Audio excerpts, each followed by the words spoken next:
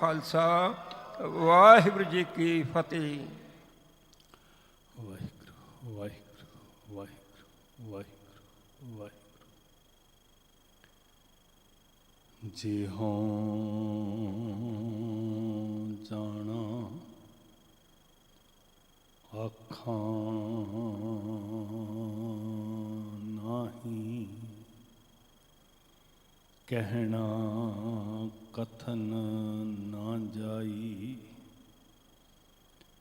गुरा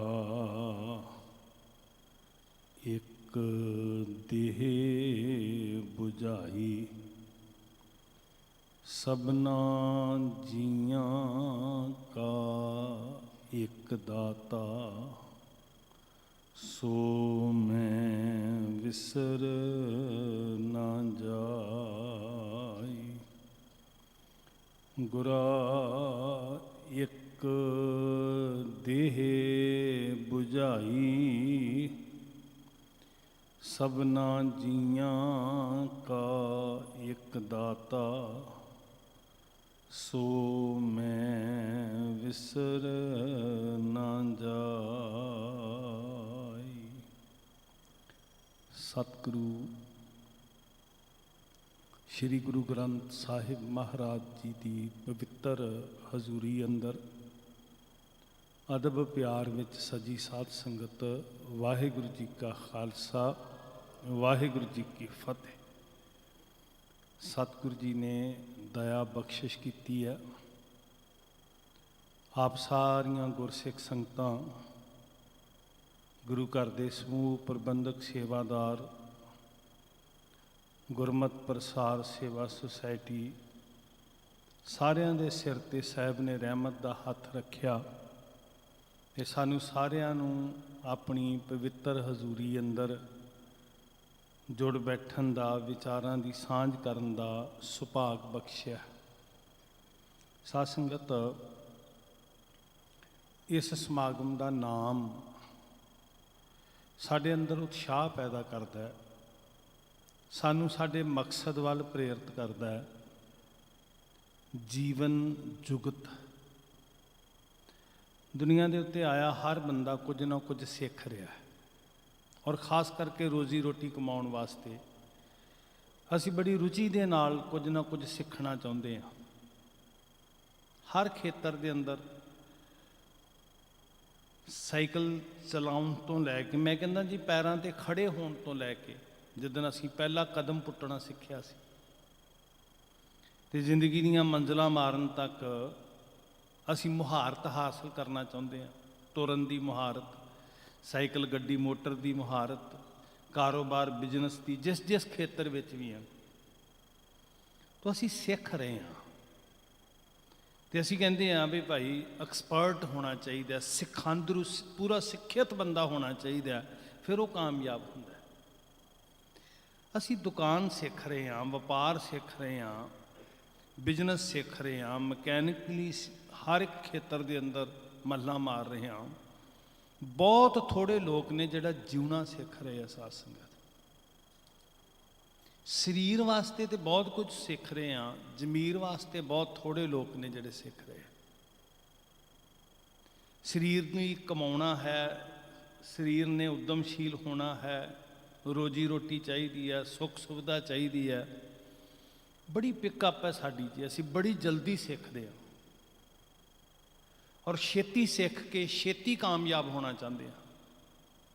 पर जिहड़ी जिंदगी की जुगत है, ये कोई विरला विरला सीखता जी। और बड़ा अहम सवाल है कि जीवना किवें है। बहुत ही अहमियत है इस गल की। साध संगत जी, तो जे असी चाहते हैं भी ये जानिए कि जीवना किवें है, फिर सानू गुरबाणी दे चानन की लोड़ है। हाँ, असी दुनिया तो सीख सकते हैं पैसा किवें कमाउणा है, बिजनेस किवें करना है, संसार के उत्ते मशहूर किवें होना है, प्रभता शोहरत सब कुछ सीख सकते हैं। पर जे सच्ची मुच्ची असी जीवन की सतह समझनी चाहते हैं, फिर सानू गुरु की बाणी नाल जुड़ना पएगा। और यकीन करना, बाणी जीवन की जुगत बड़ी बरीकी नाल सिखाउंदी है। ਬਹੁਤ ਬਰੀਕੀ ਨਾਲ। ਅਸੀਂ ਬੋਲਣਾ ਕਿਵੇਂ ਹੈ, ਅਸੀਂ ਕਮਾਉਣਾ ਕਿਵੇਂ ਹੈ, ਅਸੀਂ ਖਾਣਾ ਕਿਵੇਂ ਹੈ, ਅਸੀਂ ਪਹਿਨਣਾ ਕਿਵੇਂ ਹੈ, ਅਸੀਂ ਕਿੰਨਾ ਕੁ ਸੌਣਾ ਹੈ, ਕਿੰਨਾ ਕੁ ਜਾਗਣਾ ਹੈ, ਸਾਡੇ ਬੋਲਣ ਦੇ ਉੱਤੇ ਕੀ ਜਾਬਤਾ ਹੋਵੇ, ਸਾਡੇ ਦੇਖਣ ਦੇ ਉੱਤੇ ਕੀ ਜਾਬਤਾ ਹੋਵੇ, ਸਾਡੀਆਂ ਅੱਖਾਂ ਕਿਹੜੇ ਸੰਜਮ ਦੇ ਅੰਦਰ ਰਹਿਣ, ਸਾਡੀ ਜ਼ੁਬਾਨ ਕਿਹੜੇ ਜਾਬਤੇ 'ਚ ਰਹੇ, ਇਹ ਸਾਰਾ ਕੁਝ ਬਾਣੀ ਸਿਖਾਉਂਦੀ ਸਾਧ ਸੰਗਤ।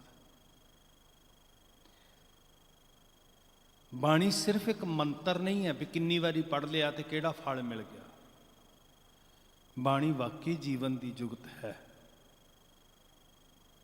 ਔਰ ਥੋੜੀ ਜਿਹੀ ਇੱਥੇ ਅਸੀਂ ਨਾ ਸਮਝਣ ਦਾ ਯਤਨ ਕਰੀਏ, ਥੋੜੀ ਜਿਹੀ ਕੁੰਡੀ ਹੈ ਬੜੀ ਬਰੀਕ ਜਿਹੀ, ਕਿ ਕੌਣ ਕੌਣ ਲੋਕ ਸਨ ਜਿਨ੍ਹਾਂ ਨੇ ਬਾਣੀ ਰਾਹੀਂ ਜੀਵਨ ਦੀ ਜੁਗਤ ਸਿੱਖੀ। ਬੜੀ ਛੋਟੀ ਜਿਹੀ ਕੁੰਡੀ ਆ, ਜੇ ਸਾਨੂੰ ਸਮਝ 'ਚ ਆ ਗਈ ਨਾ ਤੇ ਫਿਰ ਸਾਨੂੰ ਬਾਣੀ ਦੀ ਅਹਿਮੀਅਤ ਦਾ ਪਤਾ ਲੱਗ ਜਾਣਾ। ਸਾਧ ਸੰਗਤ, ਗੁਰੂ ਨਾਨਕ ਸੱਚੇ ਪਾਤਸ਼ਾਹ ਮਹਾਰਾਜ ਜੀ ਲੱਖਾਂ ਲੋਕਾਂ ਨੂੰ ਮਿਲੇ। ਲੱਖਾਂ ਲੋਕ ਸਤਿਗੁਰੂ ਨਾਨਕ ਸਾਹਿਬ ਜੀ ਦੇ ਬਹਿਰੂਨੀ ਦੀਦਾਰ ਕਰ ਰਹੇ ਆ। ਪਰ ਤੁਸੀਂ ਇੱਕ ਗੱਲ ਨੋਟ ਕਰੋ ਕਿ ਗੁਰੂ ਸਾਹਿਬ ਜੀ ਨੂੰ ਬਾਹਰੋਂ ਵੇਖਣ ਵਾਲਿਆਂ ਦੀ ਸੋਚ ਨਹੀਂ ਤਬਦੀਲ ਹੋ ਰਹੀ। ਗੁਰੂ ਸਾਹਿਬ ਜੀ ਦਾ ਆਕਾਰ ਵੇਖਣ ਵਾਲੇ, ਸਤਿਗੁਰੂ ਜੀ ਦਾ ਵਜੂਦ ਵੇਖਣ ਵਾਲੇ ਕਈ ਵਾਰੀ ਗਲਤ ਅੰਦਾਜ਼ੇ ਲਾ ਕੇ ਬਹਿ ਗਏ। ਤੇ ਜਦੋਂ ਉਹਨਾਂ ਨੂੰ ਪੁੱਛਿਆ ਵੀ ਤੁਸੀਂ ਕੀ ਅੰਦਾਜ਼ਾ ਲਾਇਆ ਗੁਰੂ ਸਾਹਿਬ ਬਾਰੇ, ਤੇ ਆਪਾਂ ਇਹ ਸਾਰਾ ਕੁਝ ਬਾਣੀ 'ਚੋਂ ਸੁਣਦੇ ਸਮਝਦੇ ਹਾਂ। ਸਤਿਗੁਰੂ ਜੀ ਨੂੰ ਵੇਖ ਕੇ ਮਹਾਰਾਜ ਆਪ ਕਹਿੰਦੇ ਆ ਵੀ ਉਹਨਾਂ ਦੇ ਅੰਦਾਜ਼ੇ ਬੜੇ ਗਲਤ ਸੀ। ਕੋਈ ਆਖੈ ਭੂਤਨਾ, ਕੋ ਕਹਿ ਬੇਤਾਲਾ। ਹੁਣ ਉਹਨਾਂ ਨੂੰ ਕੋਈ ਸਮਝ ਨਹੀਂ ਹੋਈ, ਚਾਨਣ ਨਹੀਂ ਹੋਇਆ ਵਿਚਾਰਿਆਂ ਨੂੰ, ਕਿਉਂਕਿ ਸਿਰਫ ਆਕਾਰ ਵੇਖ ਰਹੇ ਸੀ, ਵਜੂਦ ਵੇਖ ਰਹੇ ਸੀ, ਕਾਇਆ ਵੇਖ ਰਹੇ ਸੀ, ਪੰਜ ਤੱਤ ਦਾ ਸਰੀਰ ਵੇਖ ਰਹੇ ਸੀ। ਹੁਣ ਜਿਹੜਾ ਸਤਿਗੁਰ ਸ਼ਬਦ ਉਜ਼ਾਰੋ ਦੀਪਾ ਹੈ ਉਹ ਚਾਨਣ ਨਹੀਂ ਹੋਇਆ। ਜਿਹੜਾ ਅੱਜ ਆਪਣਾ ਵਿਸ਼ਾ ਹੈ ਗੁਰਬਾਣੀ ਇਸ ਜਗ ਮੈਂ ਚਾਨਣ। ਚਾਨਣ ਹਨੇਰੇ ਵਿੱਚ ਅੰਦਾਜ਼ੇ ਗਲਤ ਲੱਗ ਜਾਂਦੇ ਹੈ। ਹਨੇਰੇ ਵਿੱਚ ਤੁਰਿਆ ਨਹੀਂ ਜਾ ਸਕਦਾ, ਹਨੇਰੇ 'ਚ ਮੰਜ਼ਲ ਨਹੀਂ ਮਿਲਦੀ, ਹਨੇਰੇ 'ਚ ਠੋਕਰਾਂ ਦੇ ਚਾਂਸ ਜ਼ਿਆਦਾ ਹੁੰਦੇ ਆ, ਹਨੇਰੇ 'ਚ ਡਰ ਸਤਾਉਂਦਾ ਹੈ, ਹਨੇਰੇ ਵਿੱਚ ਕਈ ਕਿਸਮ ਦੇ ਖਦਸ਼ੇ ਨੇ, ਕੋਈ ਘੇਰ ਨਾ ਲਵੇ, ਹਨੇਰੇ ਵਿੱਚ ਭਰਮ ਜ਼ਿਆਦਾ ਹੁੰਦਾ। ਸਾਧ ਸੰਗਤ, ਰੱਸੀ ਹਨੇਰੇ 'ਚ ਸੱਪ ਜਾਪਦੀ ਹੈ। ਬਾਬਾ ਜੀ ਨੇ ਜ਼ਿਕਰ ਕੀਤਾ, ਬਾਬਾ ਰਵਿਦਾਸ ਜੀ ਨੇ, ਰਾਜ ਭੁਯੰਗ ਪ੍ਰਸੰਗ ਜੈਸੇ ਹੈ। ਪ੍ਰਸੰਗ ਸ਼ਬਦ ਇਸ ਲਈ ਵਰਤਿਆ ਕਿ ਦੁਨੀਆ 'ਚ ਪ੍ਰਚਲਿਤ ਕਹਾਵਤ ਹੈ ਕਿ ਰੱਸੀ ਹਨੇਰੇ 'ਚ ਸੱਪ ਜਾਪਦੀ ਹੈ। ਹੁਣ ਇਹ ਭਰਮ ਕਦੋਂ ਦੂਰ ਹੋਏਗਾ? ਭਰਮ ਦੂਰ ਹੋਏਗਾ ਤੇ ਡਰ ਦੂਰ ਹੋਏਗਾ ਨਾ ਸਾਧ ਸੰਗਤ ਜੀ। ਡਰ ਦੂਰ ਹੋਏਗਾ ਤੇ ਅਸੀਂ ਆਪਣੀ ਮੰਜ਼ਿਲ ਵੱਲ ਤੁਰਾਂਗੇ ਨਾ। ਜਿਸ ਬੰਦੇ ਦੇ ਅੰਦਰ ਖੌਫ ਹੈ ਉਹ ਕਦੀ ਮੰਜ਼ਿਲ ਤੇ ਨਹੀਂ ਪਹੁੰਚਦਾ। ਉਹ ਸਹਿਮਿਆ ਹੋਇਆ, ਘਬਰਾਇਆ ਹੋਇਆ, ਚਿੰਤਾ 'ਚ ਡੁੱਬਿਆ ਹੋਇਆ, ਝੋਰਾ ਖਾ ਰਿਹਾ ਉਹਨੂੰ ਅੰਦਰੇ ਅੰਦਰ। ਤੇ ਇਸ ਭਰਮ ਨੂੰ ਮੇਟਣ ਵਾਸਤੇ ਚਾਨਣ ਦੀ ਲੋੜ ਹੈ। ਤੇ ਜਦੋਂ ਚਾਨਣ ਹੋਇਆ ਫਿਰ ਮੱਥੇ ਤੇ ਹੱਥ ਮਾਰਿਆ। ਉਹ ਮੈਂ ਕੁਝ ਹੋਰ ਸਮਝੀ ਬੈਠਾ ਸੀ, ਇਹ ਕੁਝ ਹੋਰ ਹੈ। ਕੀ ਪਤਾ ਲੱਗਿਆ? ਇਹ ਬਹੁਤ ਅਹਿਮ ਨੁਕਤਾ ਹੈ ਕਿ ਮੈਂ ਕੁਝ ਹੋਰ ਸਮਝੀ ਬੈਠਾ ਸੀ, ਇਹ ਕੁਝ ਹੋਰ ਹੈ। ਕਦੋਂ ਪਤਾ ਲੱਗਿਆ? ਜਦੋਂ ਭਰਮ ਦੂਰ ਹੋਇਆ। ਤੇ ਭਰਮ ਕਦੋਂ ਦੂਰ ਹੋਇਆ? ਜਦੋਂ ਹਨੇਰਾ ਮਿਟਿਆ। ਬਲਿਆ ਗੁਰ ਗਿਆਨ ਅੰਧੇਰਾ ਬਿਨਸਿਆ। ਬਿਨਸਿਆ, ਇਧਰੋਂ ਲਾਈਟ ਔਨ ਹੋਈ, ਉਧਰੋਂ ਭਾਵੇਂ 1000 ਸਾਲ ਦਾ ਹਨੇਰਾ ਖਤਮ। ਇਧਰੋਂ ਸਵਿਚ ਔਨ ਕੀਤਾ, ਉਧਰੋਂ ਭਾਵੇਂ ਸਦੀਆਂ ਦਾ ਹਨੇਰਾ ਖਤਮ। ਇਧਰੋਂ ਗੁਰ ਗਿਆਨ ਬਲਿਆ, ਉਧਰੋਂ ਹਨੇਰੇ ਦਾ ਨਾਸ਼। ਗੁਰ ਪ੍ਰਸਾਦ ਭਰਮ ਕਾ ਨਾਸ। ਹੁਣ ਇੱਕ ਪਾਸੇ ਹੈ ਗੁਰੂ ਦੀ ਸੂਰਤ। ਉਸ ਵੇਲੇ ਸੂਰਤ ਸੀ, ਅੱਜ ਮੂਰਤ ਹੈ। ਧਿਆਨ ਦਿਓ ਗੁਰਮੁਖੋ ਜੀ। ਸੂਰਤ ਮਤਲਬ ਚਿਹਰਾ, ਜਿਉਂਦਾ ਜਾਗਦਾ। ਅੱਜ ਉਸ ਚਿਹਰੇ ਦਾ ਚਿੱਤਰ ਬਣਾ ਲਿਆ ਜੀ ਕਲਪਨਾ ਕਰਕੇ। ਨਾ ਤੇ ਸੂਰਤ ਵੇਖਣ ਵਾਲਿਆਂ ਦੇ ਅੰਦਰ ਚਾਨਣ ਹੋਇਆ ਤੇ ਨਾ ਮੂਰਤ ਵੇਖਣ ਵਾਲਿਆਂ ਦੇ ਅੰਦਰ ਚਾਨਣ ਹੋਣਾ। ਖਿਮਾ ਕਰਿਓ ਗੁਰਮੁਖੋ। ਸੂਰਤ ਵੇਖਣ ਵਾਲੇ ਘੰਟਿਆਂ ਬੱਧੀ ਸਤਿਗੁਰੂ ਜੀ ਦੇ ਕੋਲ ਬੈਠੇ ਰਹੇ, ਅਨੁਮਾਨ ਨਹੀਂ ਲਾ ਸਕੇ ਉਹ। ਜਿੰਨੀ ਦੇਰ ਸ਼ਬਦ ਸੁਰਤ ਨਾਲ ਨਹੀਂ ਜੁੜਿਆ, ਪ੍ਰਕਾਸ਼ ਨਹੀਂ ਹੋਇਆ, ਉਨੀ ਦੇਰ ਹਨੇਰਾ ਨਹੀਂ ਵਿਨਸਿਆ, ਭਰਮ 'ਚ ਹੀ ਰਹਿ ਗਏ ਵਿਚਾਰੇ। ਸਾਰਾ ਇਤਿਹਾਸ ਭਰਿਆ ਪਿਆ ਜੀ। ਸ਼ਬਦ ਵਾਲੇ ਪਾਸੇ ਸੁਰਤ ਹੀ ਨਹੀਂ ਜਾਂਦੀ, ਪਿਰਥੀ ਜਾਂਦੀ ਜੀ। ਸਾਰੀ ਜ਼ਿੰਦਗੀ ਸੂਰਤ ਵੇਖਦਾ ਰਿਹਾ, ਕੋਲ ਬੈਠ ਕੇ, ਹਜ਼ੂਰੀ 'ਚ ਬੈਠ ਕੇ, ਅੱਤ ਨਿਕਟ ਵਰਤੀ ਜੀ, ਪਰ ਸੂਰਤ ਵੇਖ ਰਿਹਾ, ਸ਼ਬਦ ਨਹੀਂ ਸੁਣ ਰਿਹਾ। ਸ਼ਬਦ ਨਾ ਸੁਣੇ ਬਹੁ ਰੋਲ ਕਚੋੜਾ। ਜੇ ਸ਼ਬਦ ਨਹੀਂ ਸੁਣਦਾ, ਸ਼ਬਦ ਨਹੀਂ ਸੁਣਦਾ ਤੇ ਰੋਲ ਕਚੋਲਾ ਪਿਆ ਹੋਇਆ। ਹੁਣ ਕਾਰਨ ਕੀ ਹੈ ਜੀ? ਕਿ ਉਹਦੀ ਸੁਰਤ ਪਦਾਰਥ ਵੱਲ ਸੀ, ਪਰਮਾਰਥ ਵੱਲ ਨਹੀਂ ਸੀ। ਗੁਰੂ ਘਰ 'ਚ ਮਾਲ ਕਿੰਨਾ ਆ ਰਿਹਾ, ਚੜ੍ਹਤ ਕਿੰਨੀ ਆ ਰਹੀ ਹੈ, ਲੋਕ ਕਿੰਨੇ ਆ ਰਹੇ ਨੇ, ਸਭ ਕੁਝ ਉੱਤੇ ਮੈਂ ਕਾਬਜ ਕਿਵੇਂ ਹੋਵਾਂਗਾ। ਕਰਮੋਂ ਵੀ ਵਿਉਂਤਾਂ ਬਣਾਉਂਦੀ ਹੈ, ਪ੍ਰਿਥੀ ਚੰਦ ਵੀ ਵਿਉਂਤਾਂ ਬਣਾਉਂਦਾ। ਤੇ ਇੱਥੋਂ ਤੱਕ ਜਸ਼ਨ ਮਨਾਉਂਦੇ ਆ ਵੀ ਗੁਰੂ ਰਾਮਦਾਸ ਸੱਚੇ ਪਾਤਸ਼ਾਹ ਮਹਾਰਾਜ ਦੇ ਸਪੁੱਤਰ ਸਾਹਿਬ ਗੁਰੂ ਅਰਜਨ ਦੇਵ ਜੀ ਅੰਤਰੇ ਚਲੇ ਜਾਣਗੇ, ਸਭ ਕੁਝ ਸਾਡਾ ਹੋਏ। ਹੁਣ ਪਰਮਾਰਥ ਵੱਲ ਨਹੀਂ ਗਏ, ਪਦਾਰਥ ਵਾਲੇ ਪਾਸੇ ਆ ਸੁਰਤ। ਤੇ ਸਾਰੀ ਜ਼ਿੰਦਗੀ ਸੂਰਤ ਤੱਕੀ। ਗੁਰੂ ਰਾਮਦਾਸ ਜੀ ਦੀ ਸੂਰਤ ਤੱਕੀ, ਗੁਰੂ ਅਰਜਨ ਸਾਹਿਬ ਜੀ ਦੀ ਸੂਰਤ ਤੱਕੀ, ਗੁਰੂ ਹਰਗੋਬਿੰਦ ਸਾਹਿਬ ਜੀ ਦੀ ਸੂਰਤ ਤੱਕੀ, ਪਰ ਉਜਿਆਰਾ ਨਹੀਂ ਹੋਇਆ ਸਾਧ ਸੰਗਤ। ਅੰਦਰੋਂ ਸੜਦੇ ਰਹੇ, ਬਲਦੇ ਰਹੇ, ਤਪਦੇ ਰਹੇ। ਹੁਣ ਬਾਣੀ ਦੀ ਕਲਾ ਕੀ ਸੀ ਜੀ? ਦੋਨਾਂ 'ਚ ਫਰਕ ਹੈ ਨਾ, ਥੋੜਾ ਇੰਨਾ ਸਮਝ ਰਹੇ ਹੋ ਸਾਧ ਸੰਗਤ ਜੀ, ਕਿਉਂਕਿ ਅੱਜ ਵੀ ਗੱਲ ਉੱਥੇ ਖੜੀ ਹੈ। ਬਹੁ ਗਿਣਤੀ ਸੂਰਤ ਦੀ ਬਜਾਏ ਅੱਜ ਮੂਰਤ ਨਾਲ ਜੋੜੀ ਹੈ, ਜਾਂ ਜੋੜਿਆ ਜਾ ਰਿਹਾ ਸਾਧ ਸੰਗਤ ਜੀ। ਬੜੇ ਇੱਕ ਸ਼ਾਤਰ ਤਰੀਕੇ ਦੇ ਨਾਲ, ਬੜਾ ਸੂਖਮ ਜਿਹਾ ਵਾਰ ਹੈ ਕਿ ਸਾਨੂੰ ਸ਼ਬਦ ਦੀ ਬਜਾਏ ਮੂਰਤ ਨਾਲ ਜੋੜਿਆ ਜਾ ਰਿਹਾ।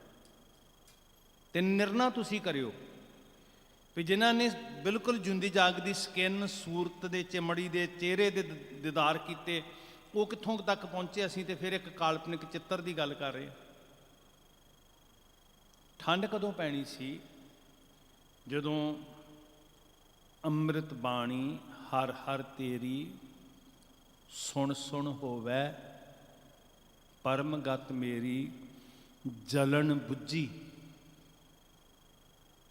ਰਿਹਾ ਸਾਰੀ ਜ਼ਿੰਦਗੀ ਸੀਤਲਤਾ ਦੇ ਕੋਲ, ਤੇ ਜਲਨ ਬੁੱਝੀ ਨਹੀਂ ਪਿਰਥੀ ਜਾਂਦੀ। ਕਿਉਂਕਿ ਸਤਿਗੁਰੂ ਜੀ ਦੇ ਸ਼ਬਦ ਦੀ ਸ਼ੈਬਰ ਵਿੱਚ ਨਹੀਂ ਭਿੱਜਿਆ, ਸੁਰਤ ਨਹੀਂ ਜੁੜੀ ਸਾਧ ਸੰਗਤ। ਤੇ ਸਿਰਫ ਅੱਖਾਂ ਆਕਾਰ ਵੇਖਦੀਆਂ ਰਹੀਆਂ, ਵਜੂਦ ਵੇਖਦੀਆਂ ਰਹੀਆਂ। ਤਿੰਨ ਪਾਤਸ਼ਾਹੀਆਂ ਇੱਕ ਮੌਕੇ ਦੇ ਉੱਤੇ। ਜਿਹੜਾ ਅਨੁਭਵ ਹੋਣਾ ਸੀ, ਸੁਣ ਸੁਣ ਹੋਵੈ ਪਰਮਗਤ ਮੇਰੀ ਜਲਨ ਬੁੱਝੀ, ਸੀਤਲ ਹੋਏ ਮਨੁਆ ਸਤਿਗੁਰ ਕਾ ਦਰਸ਼ਨ ਪਾਏ। ਹੁਣ ਇੱਥੇ ਦਰਸ਼ਨ 'ਚ ਫਰਕ ਰਹਿ ਗਿਆ ਜੀ। ਵੈਸੇ ਤੇ ਕਰ ਰਹੇ ਆ ਸਭ ਦਰਸ਼ਨ।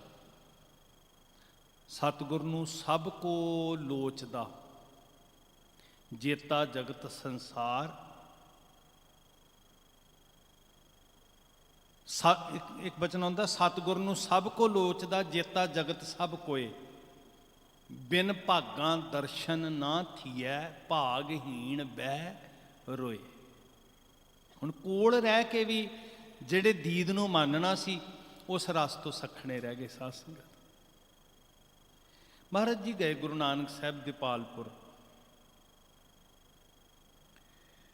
ਤੇ ਦੀਪਾਲਪੁਰ ਦੇ ਕੋੜੀ ਨੂੰ ਜਾ ਕੇ ਜਦੋਂ ਸ਼ਬਦ ਸੁਣਾਇਆ ਸਤਿਗੁਰੂ ਜੀ ਨੇ, ਉੱਥੇ ਸ਼ਬਦ ਦਾ ਗਾਇਨ ਕੀਤਾ। ਆਪ ਜੀ ਬੜੀ ਵਾਰੀ ਇਸ ਸ਼ਬਦ ਨੂੰ ਸੁਣਦੇ ਹੋ। ਮਹਾਰਾਜ ਗੁਰੂ ਨਾਨਕ ਸੱਚੇ ਸਾਹਿਬ ਜੀ ਨੇ ਆਪ ਉੱਥੇ ਸ਼ਬਦ ਬੈਠ ਕੇ ਬੜੇ ਪ੍ਰੇਮ 'ਚ ਮਗਨ ਹੋ ਕੇ ਗਾਇਆ। ਜਦੋਂ ਜੀਓ ਤਪਤ ਹੈ ਬਾਰੋ ਬਾਰ, ਤਪ ਤਪ ਖਪੈ ਬਹੁਤ ਬੇਕਾਰ, ਜੈ ਤਨ ਬਾਣੀ ਵਿਸਰ ਜਾਏ, ਜਿਉ ਪੱਕਾ ਰੋਗੀ ਵਿਰਲਾਏ। ਇੱਕ ਪਾਸੇ ਬਾਣੀ ਕੀ ਕਰ ਰਹੀ? ਜਲਨ ਬੁੱਝੀ, ਸੀਤਲ ਹੋਏ ਮਨੁਆ। ਇੱਕ ਪਾਸੇ ਜੈ ਤਨ ਬਾਣੀ ਵਿਸਰ ਜਾਏ, ਤੇ ਕੋੜ ਦੇ ਰੋਗੀ ਵਾਂਗ ਹਾਏ ਹਾਏ ਕੂਕ ਰਹੇ ਹੋ। ਤੁਲੰਬੇ ਦੀ ਧਰਤੀ ਤੇ ਗੁਰੂ ਨਾਨਕ ਸਾਹਿਬ ਮਹਾਰਾਜ ਗਏ। ਉੱਥੇ ਤੁਹਾਨੂੰ ਪਤਾ ਸੱਜਣ ਮਿਲਿਆ, ਦੁਪਹਿਰਾ ਢਲ ਚੁੱਕਿਆ ਸੀ ਜਦੋਂ ਗੁਰੂ ਨਾਨਕ ਹਜ਼ੂਰ ਜੀ ਪਹੁੰਚੇ ਸੱਜਣ ਦੀ ਸਰਾਂ ਵਿੱਚ। ਸੱਜਣ ਨੇ ਆਓ ਭਗਤ ਕੀਤੀ, ਪ੍ਰਸ਼ਾਦਾ ਪਾਣੀ ਛਕਣ ਵਾਸਤੇ ਕਿਹਾ। ਤੇ ਗੁਰੂ ਨਾਨਕ ਸਾਹਿਬ ਜੀ ਦੀ ਇਹ ਮਾਣ ਮਰਿਆਦਾ ਸੀ ਕਿ ਉਹ ਕਿਰਤ ਵਾਲਿਆਂ ਦੇ ਘਰੋਂ ਛਕਦਾ ਸੀ।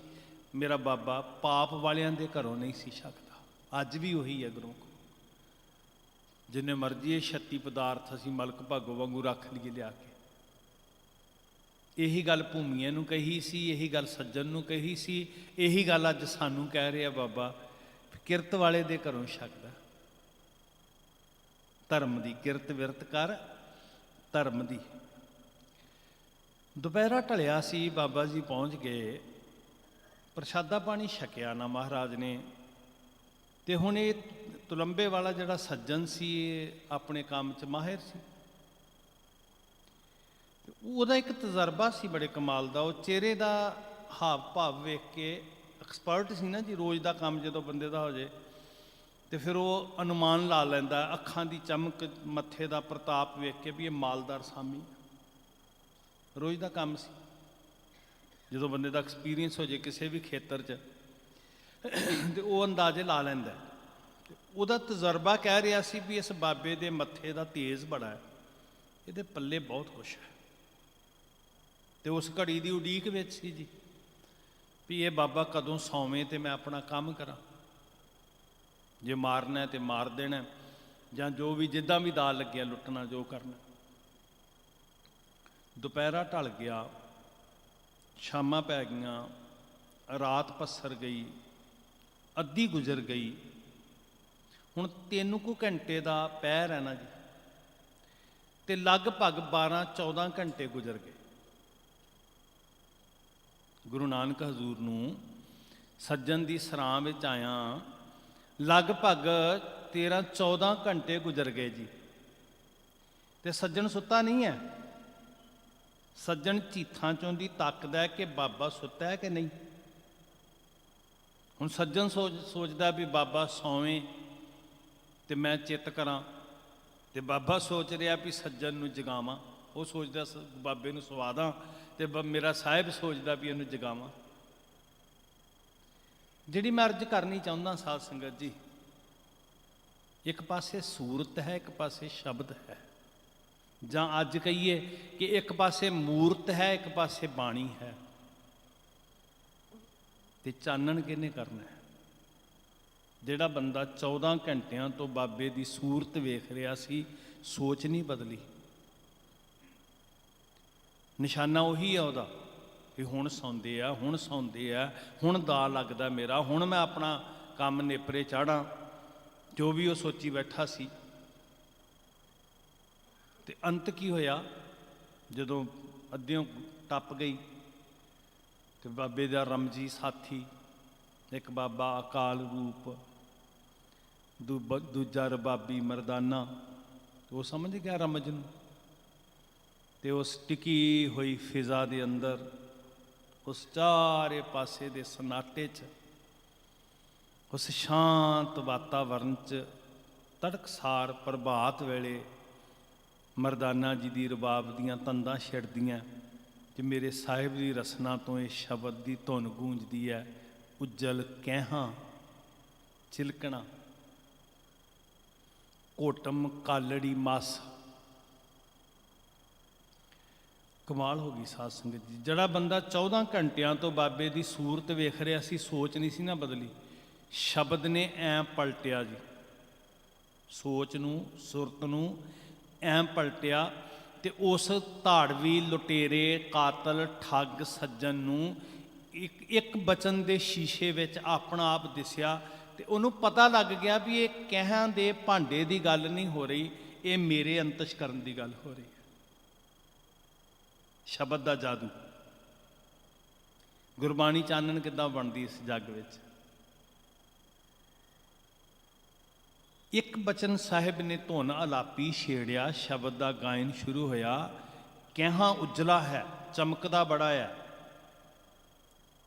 ਸ਼ੀਸ਼ੇ ਵਾਂਗੂ ਚਮਕਦਾ ਹੈ, ਲਿਸ਼ਕੋਰ ਪੈਂਦੀ ਹੈ, ਪਰ ਜਦੋਂ ਕੋਈ ਘੋਟ ਕੇ ਉਂਗਲ ਰਗੜ ਕੇ ਵੇਖਦਾ ਤੇ ਕਾਲੜੀ ਮਸ ਨਿਕਲ ਜਾਂਦੀ ਹੈ। ਉਜਲ ਕਹਿਹਾਂ चिलकना घोटम कालड़ी मस, धोतियां जूठ ना उतरै जे 100 धोवै तिस, बग्गां बग्गे कपड़े तीर्थ मंझ वसन, घुट घुट जियां खावणे बग्गे ना कही अन। हुण जदों ये शब्द गाया मेरे बाबे ने, कोठे मंडप माड़ियां पासों चितवियां, ढट्ठियां काम ना आवनी विचों सखणियां, भी बाहरला डंबर हो एक एक गल तीर बन के सीने नूं विन्हदी गई। ते समझ आ गई कि ये शब्द का चानण किन्ना प्रताप वाला है, जिहड़ा जन्मां दा अंधकार ढोई फिरदा सी ना, ते सोच नहीं सी बदल रही। 14 घंटे सूरत वेख के भी सोच नहीं सी बदली। एक शब्द का एक छिन विच सुरत नाल मेल होया, ते जिन्हों लोग सज्जन ठग कहंदे, वो गुरु नानक दा निवाजिया भाई सज्जन हो गया। सतगुर शब्द उजारो दीपा, गुरबाणी इस जग में चानन, कर्म वसै तेरी बख्शिश होवे महाराज। बिनसै अंधकार तह मंदर, रतन कोठड़ी खुली अनूपा। सतगुर शब्द उजारो दीपा, गुरु दे शब्द का दीवा जगना। ते कोठड़ी दे अंदर बड़ा कुछ है, सब कुछ घर में है, बाहर ना है। बाहर टोले सो भरम भुलाए। दोष किस गल का भी कोठड़ी च हनेरा किया होया, ते हनेरा नहीं बिनसना गुरु दे शब्द तो बिना। जदों हनेरा बिनसिया ते अंदर ते रतन सी, मैं एवें भटकदा रहा। ये भटकना का कारण ही ये है कि असीं शब्द दे चानन तो सखणे आ। साध संगत जी, अखंड पाठ साहब करवाए ने, मत्थे टेके आ, प्रसाद चाढ़े आ, अरदासां करवाइयां ने, सौदे कीते आ बाबे नाल, बिजनस कीता पूरा। 50 की बजाय 500 की देग करवा देंगे। पर गुरु का शब्द की बोल रहा है, की बोलिया बाबा?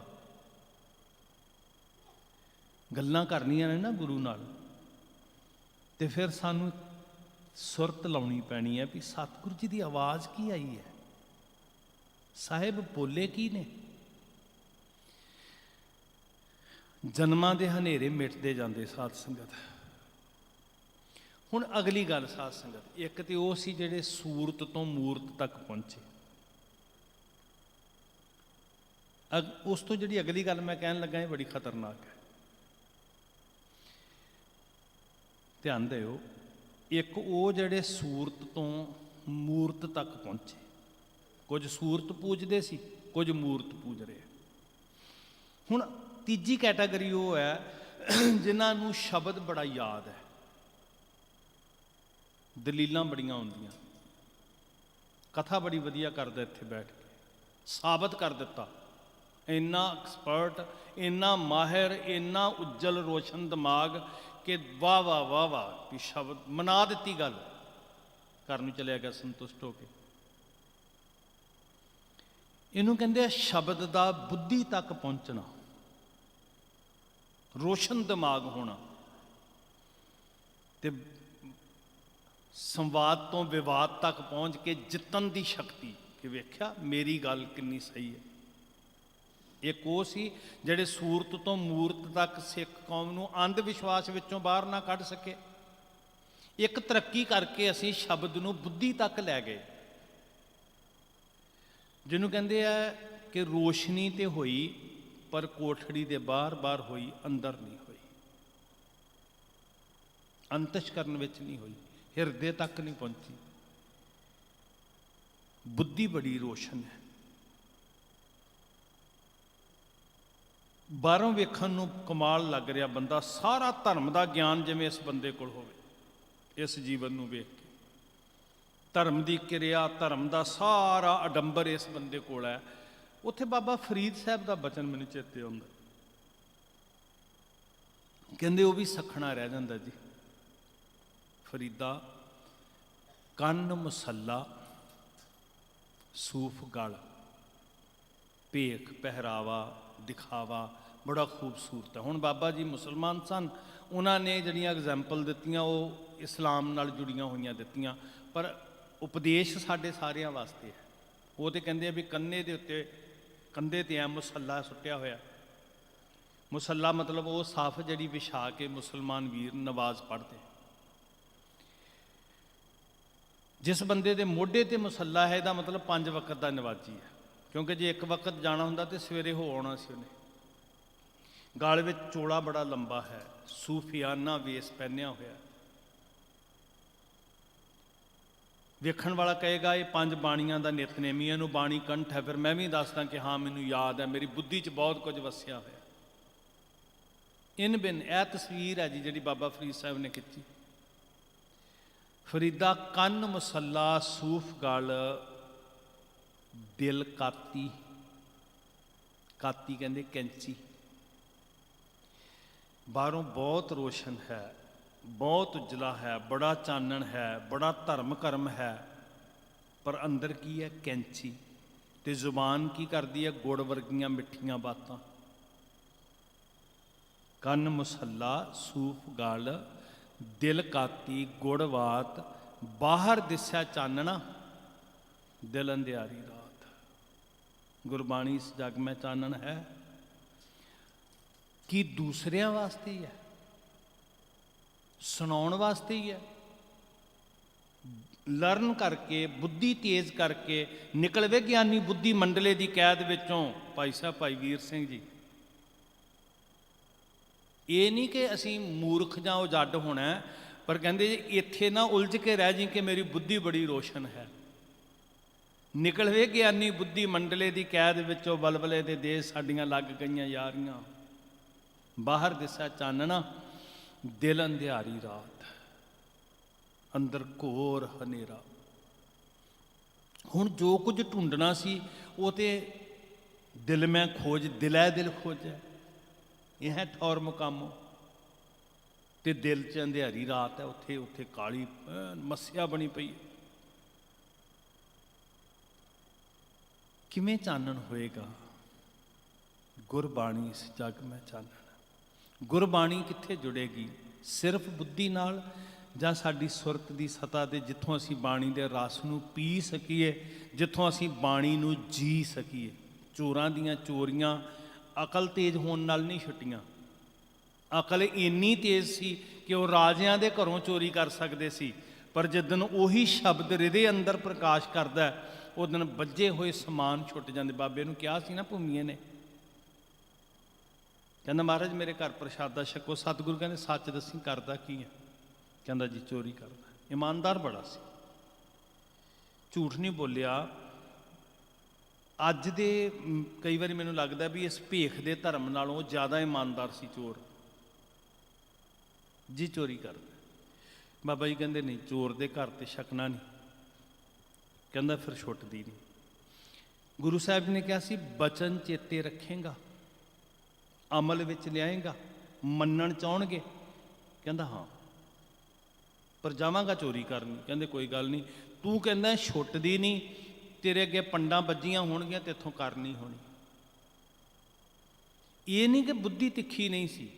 ਰਾਜੇ ਦੇ ਘਰ 'ਚ ਜਾ ਕੇ ਸਮਾਨ ਦੀ ਪੰਡ ਬੰਨ੍ਹ ਲੈਣੀ, ਬੜਾ ਬੁੱਧੀਮਾਨ ਚੋਰ ਸੀ। ਪਰ ਜਦੋਂ ਧੁਰ ਸੁਰਤ ਦੀ ਸਤਾ ਤੋਂ ਗੁਰੂ ਦਾ ਬੋਲ ਚੇਤੇ ਆਇਆ, ਜਿਹਦਾ ਖਾਈਏ ਹਰਾਮ ਨਹੀਂ ਕਰੀਦਾ, ਝੂਠ ਨਹੀਂ ਬੋਲੀਦਾ, ਗਰੀਬ ਮਾਰ ਨਹੀਂ ਕਰੀਦਾ, ਵੱਜੀਆਂ ਹੋਈਆਂ ਪੰਡਾਂ ਛੁੱਟ ਗਈਆਂ। ਗੁਰੂ ਦੇ ਸ਼ਬਦ ਦਾ ਚਾਨਣ, ਗੁਰੂ ਦੇ ਉਪਦੇਸ਼ ਦਾ ਚਾਨਣ।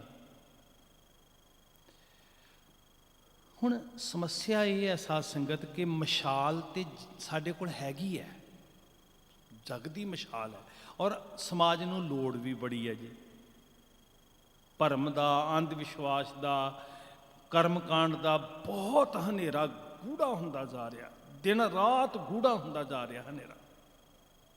ਤੇ ਇਸ ਗੂੜੇ ਹਨੇਰੇ 'ਚ ਚਾਹੁੰਦੇ ਵੀ ਆ ਲੋਕ, ਜਿਹੜੇ ਦਾ ਲਾਉਣ ਵਾਲੇ ਆ ਨਾ, ਲੁਟੇਰੇ ਚਾਹੁੰਦੇ ਨੇ ਵੀ ਹਨੇਰਾ ਹੋਰ ਗੂੜਾ ਹੋਵੇ। ਤੇ ਉਹ ਤੁਹਾਨੂੰ ਕਹਿਣਗੇ ਤੁਸੀਂ ਕੋਤਰ ਸੌ ਪਾਠ ਕਰਵਾ ਲਓ, ਇਹ ਨਹੀਂ ਕਹਿਣਗੇ ਕਿ ਇੱਕ ਪਾਠ ਨੂੰ ਵੀ, ਇੱਕ ਸ਼ਬਦ ਨੂੰ ਵਿਚਾਰ ਕੇ ਸਮਝ ਲਓ। ਕਿਉਂਕਿ ਜਿੰਨਾ ਹਨੇਰਾ ਗੂੜਾ ਹੋਏਗਾ ਉਨਾ ਲੁਟੇਰੇ ਦਾ ਜ਼ਿਆਦਾ ਦਾ ਲੱਗੇਗਾ। ਜਦੋਂ ਤੁਸੀਂ ਸਮਝਣ ਲੱਗ ਪਏ, ਜਿਉਣ ਲੱਗ ਪਏ, ਉਦੋਂ ਫਿਰ ਕਰਮਕਾਂਡ ਛੁੱਟ ਜਾਣੇ ਆ ਸਾਧ ਸੰਗਤ। ਮਸ਼ਾਲ ਸਾਡੇ ਕੋਲ ਹੈਗੀ ਹੈ, ਤੇ ਅਸੀਂ ਪਹਿਲਾਂ ਸਿੱਖ ਅਖਵਾਉਣ ਵਾਲੇ ਵੇਖੀਏ ਸਾਧ ਸੰਗਤ ਜੀ। ਜਿੰਨੇ ਅਸੀਂ ਬੈਠੇ ਹਾਂ, ਜਿੰਨੇ ਅਸੀਂ ਮੱਥਾ ਟੇਕਦੇ ਹਾਂ, ਕੀ ਸਾਡੇ ਸਾਰਿਆਂ ਦੇ ਘਰਾਂ ਵਿੱਚ ਬਾਣੀ ਦਾ ਚਾਨਣ ਆ ਗਿਆ? ਸਾਡੀਆਂ ਬਜ਼ੁਰਗ ਮਾਵਾਂ ਬੈਠੀਆਂ, ਮੈਂ ਪਿੰਡਾਂ 'ਚ ਇੱਕ ਸ਼ਬਦ ਸੁਣਿਆ, ਸੰਧਿਆ ਵੇਲਾ ਹੋ ਗਿਆ, ਲਾਈਟ ਜਗਾ ਦਿਓ। ਸਾਰਿਆਂ ਨੂੰ ਸੁਭਾਅ ਹੁੰਦਾ ਜੀ। ਮੈਂ ਬਹੁਤ ਸਾਰੇ ਘਰ ਵੇਖੇ ਆ, ਅਜੇ ਮਕਾਨ 'ਚ ਰਿਹਾਇਸ਼ ਨਹੀਂ ਕੀਤੀ, ਮਕਾਨ ਬਣ ਰਿਹਾ ਤੇ ਲੈਂਟਰ ਪੈ ਗਿਆ ਨਾ, ਛੱਤ ਪੈ ਗਈ ਹੈ, ਤੇ ਸਿਆਣੇ ਦਾਨੇ ਕਹਿੰਦੇ ਮਾੜੀ ਮੋਟੀ ਬੱਤੀ ਜਗਾਓ। ਕਿਉਂ ਕਹਿੰਦੇ ਹੁੰਦੇ ਸੀ ਜੀ? ਉਹ ਕਹਿੰਦੇ ਸੀ ਹਨੇਰਾ ਜਿਹੜਾ ਉਹ ਬੜਾ ਮਨਹੂਸ ਹੁੰਦਾ ਹੈ, ਹਨੇਰੇ ਨੂੰ ਅਪਸ਼ਗਨੀ ਅਕਸਰ ਕਿਹਾ ਜਾਂਦਾ ਹੁੰਦਾ ਸੀ, ਸੰਧਿਆ ਵੇਲਾ ਆਇਆ ਅਜੇ ਤੱਕ ਲਾਈਟ ਨਹੀਂ ਜਗਾਈ, ਕਿਉਂ ਬੈਠੇ ਹੋ ਇਦਾਂ ਉਦਾਸੀ ਦੇ ਆਲਮ 'ਚ? ਅਪਸ਼ਗਨ ਸਮਝਿਆ ਜਾਂਦਾ ਹੁੰਦਾ ਸੀ, ਮਨੌਤ ਹੁੰਦੀ ਸੀ ਲੋਕਾਂ ਦੀ ਮਾਨਸਿਕਤਾ ਦੀ ਕਿ ਹਨੇਰਾ ਜਿਹੜਾ ਹੈ ਉਹ ਸੋਗ ਦਾ ਪ੍ਰਤੀਕ ਹੈ। ਕੀ ਸਾਰੀ ਸਾਰੀ ਜ਼ਿੰਦਗੀ ਇਸ ਸੋਗਗ੍ਰਸਤ ਅਵਸਥਾ 'ਚ ਹੀ ਗੁਜ਼ਾਰ ਦਿਆਂਗੇ, ਹਨੇਰੇ 'ਚ? ਕਿਉਂਕਿ ਦੂਸਰਿਆਂ ਨੂੰ ਨਹੀਂ ਪਤਾ, ਇਹ ਤੇ ਆਪਣੇ ਆਪ ਨੇ ਵੇਖਣਾ ਨਾ, ਮੈਂ ਚਾਨਣ ਵਿੱਚ ਹਾਂ ਕਿ ਹਨੇਰੇ ਵਿੱਚ ਹਾਂ। ਬਾਹਰ ਤੇ ਬਥੇਰਾ ਚਾਨਣ, ਬਾਹਰ ਦਿਸਾ ਚਾਨਣ, ਦਿਲ ਅੰਧਿਆਰੀ ਰਾਤ। ਇੰਨੇ ਭਰਮ ਸਾਨੂੰ ਖਾ ਰਹੇ ਹੈ, ਇੰਨਾ ਅੰਧ ਵਿਸ਼ਵਾਸ। ਔਰ ਇੱਥੇ ਮੈਂ ਇੱਕ ਬੇਨਤੀ ਕਰਾਂਗਾ, ਇੱਥੇ ਕੋਈ ਫਰਕ ਨਹੀਂ ਵੀ ਇਹ ਵੱਡੇ ਸ਼ਹਿਰ 'ਚ ਜਾਂ ਇਹ ਪਿੰਡ ਵਿੱਚ ਹੈ। ਬੌਧਿਕ ਤੌਰ ਦੇ ਉੱਤੇ ਜਦੋਂ ਅਸੀਂ ਨੇੜੇ ਹੋ ਕੇ ਤੱਕਦੇ ਹਾਂ ਤੇ ਬੜੇ ਬੜੇ ਐਜੂਕੇਟਡ ਬੰਦੇ ਉਹ ਵੀ ਭਰਮ ਦੇ ਜਾਲ 'ਚੋਂ ਨਹੀਂ ਨਿਕਲ ਪਾਉਂਦੇ। ਪੰਜਾਬ ਦਾ ਇੱਕ ਬੜਾ ਹੀ ਨਿਪੁੰਨ ਰਾਜਨੀਤਿਕ ਹੈ, ਤੇ ਮੈਨੂੰ ਇੱਕ ਸੱਜਣ ਨੇ ਦੱਸਿਆ ਵੀ ਉਹਨੇ ਘਰ ਦੇ ਵਿੱਚ ਖੂਹ ਪਟਵਾਇਆ। ਉਹਨੂੰ ਵਸਤੂ ਸ਼ਾਸਤਰ ਵਾਲੇ ਨੇ ਕਿਹਾ ਜੇ ਤੇਰੇ ਘਰ 'ਚ ਖੂਹ ਹੋਏਗਾ ਤੇ ਫਿਰ ਬੜਾ ਠੀਕ ਹੋਏਗਾ, ਔਰ ਵੈਲ ਐਜੂਕੇਟਡ ਬੰਦਾ। ਹੁਣ ਇਹਨੂੰ ਕਹਿੰਦੇ ਆ ਵੀ ਮਾਨਸਿਕ ਹਨੇਰਾ ਢੋ ਰਿਹਾ ਬੰਦਾ ਜੀ। ਗੁਰਬਾਣੀ ਸਾਨੂੰ ਭਰਮ ਤੋਂ ਮੁਕਤ ਕਰ ਰਹੀ ਹੈ, ਗੁਰਬਾਣੀ ਸਾਨੂੰ ਜੀਵਨ ਦੀ ਜੁਗਤ ਸਿਖਾ ਰਹੀ ਹੈ। ਗੁਰਬਾਣੀ ਹੈ ਹੀ ਆਪਣੇ ਆਪ ਵਿੱਚ ਇੱਕ ਮਿਸਾਲ ਹੈ, ਔਰ ਸਿਰਫ ਸਿੱਖ ਲਈ ਨਹੀਂ, ਸਾਰੀ ਮਨੁੱਖਤਾ ਵਾਸਤੇ। ਅਸੀਂ ਵੱਡੇ ਦੋਸ਼ੀ, ਸਿੱਖ ਖਵਾਉਣ ਵਾਲੇ ਅਸੀਂ, ਜਿਨ੍ਹਾਂ ਨੇ ਆਪ ਜੀਵਨ ਰੋਸ਼ਨ ਕਰਕੇ ਲੋਕਾਈ ਨੂੰ ਇਸ ਚਾਨਣ ਤੋਂ ਪੂਰੀ ਤਰ੍ਹਾਂ ਲਾਭ ਦਿਵਾਉਣਾ ਸੀ। ਤੇ ਜੇ ਸਾਧ ਸੰਗਤ ਉਹਨਾਂ ਨੇ ਬਾਣੀ ਨੂੰ ਸਿਰਫ ਧੰਦਾ ਬਣਾ ਲਿਆ, ਫਿਰ ਭਲਾ ਕਿੱਥੋਂ ਹੋਏਗਾ? ਔਰ ਮੈਂ ਬੜੀ ਵਾਰੀ ਕਹਿੰਦਾ ਹੁੰਦਾ ਵੀ ਬਾਕੀ ਬਖਸ਼ੇ ਜਾਣੇ ਆ। ਅਸੀਂ ਗੁਰੂ ਗ੍ਰੰਥ ਸਾਹਿਬ ਨੂੰ ਮੰਨਣ ਵਾਲੇ ਤੇ ਜਿਹੜੇ ਕਹਿੰਦੇ ਆ ਨਾ ਵੀ ਮੱਥਾ ਟੇਕਦੇ ਮੰਨਦੇ, ਅਸੀਂ ਨਹੀਂ ਬਖਸ਼ੇ ਜਾਣਾ ਜੇ ਬਦਲੇ ਨਾ। ਤੇ ਇੱਕ ਗਾਥਾ ਬੜੀ ਪਿਆਰੀ ਜੀ ਮੈਂ ਸੁਣੀ ਸੀ ਬਚਪਨ 'ਚ, ਤੁਹਾਡੇ ਨਾਲ ਵੀ ਸਾਂਝੀ ਕਰਦਾ। ਬਜ਼ੁਰਗਾਂ ਦੇ ਕੋਲ ਬੜੀਆਂ ਕਹਾਣੀਆਂ ਹੁੰਦੀਆਂ ਸੀ ਸਮਝਾਉਣ ਵਾਸਤੇ, ਤੇ ਮੈਨੂੰ ਬੜਾ ਸ਼ੌਂਕ ਹੁੰਦਾ ਸੀ। ਇਹ ਕਹਾਣੀ ਸਾਰਿਆਂ ਨੂੰ ਹੁੰਦਾ ਵੈਸੇ ਬਚਪਨ 'ਚ। ਬਲਾਈਂਡ ਸੀ ਬੰਦਾ, ਅੱਖਾਂ ਤੋਂ ਅੰਨਾ। ਇੱਕ ਪਿੰਡ ਤੋਂ ਦੂਸਰੇ ਪਿੰਡ ਜਾਣਾ ਸੀ ਇਹਨੇ, ਤੇ ਇਹ ਬੜੇ ਸਿਆਣਪ ਨਾਲ ਕਹਿਣ ਲੱਗਾ ਵੀ ਮੈਨੂੰ ਲਾਲਟੈਨ ਜਗਾ ਦਿਓ, ਲੈਂਪ ਜਗਾ ਕੇ ਦੇ ਦਿਓ। ਕਿਸੇ ਨੇ ਪੁੱਛਿਆ ਵੀ ਤੈਨੂੰ ਕੀ ਫਰਕ ਪੈਂਦਾ, ਭਾਵੇਂ ਚਾਨਣ ਹੋਵੇ ਹਨੇਰਾ ਹੋਵੇ, ਤੈਨੂੰ ਕਿਹੜਾ ਦਿਸਦਾ?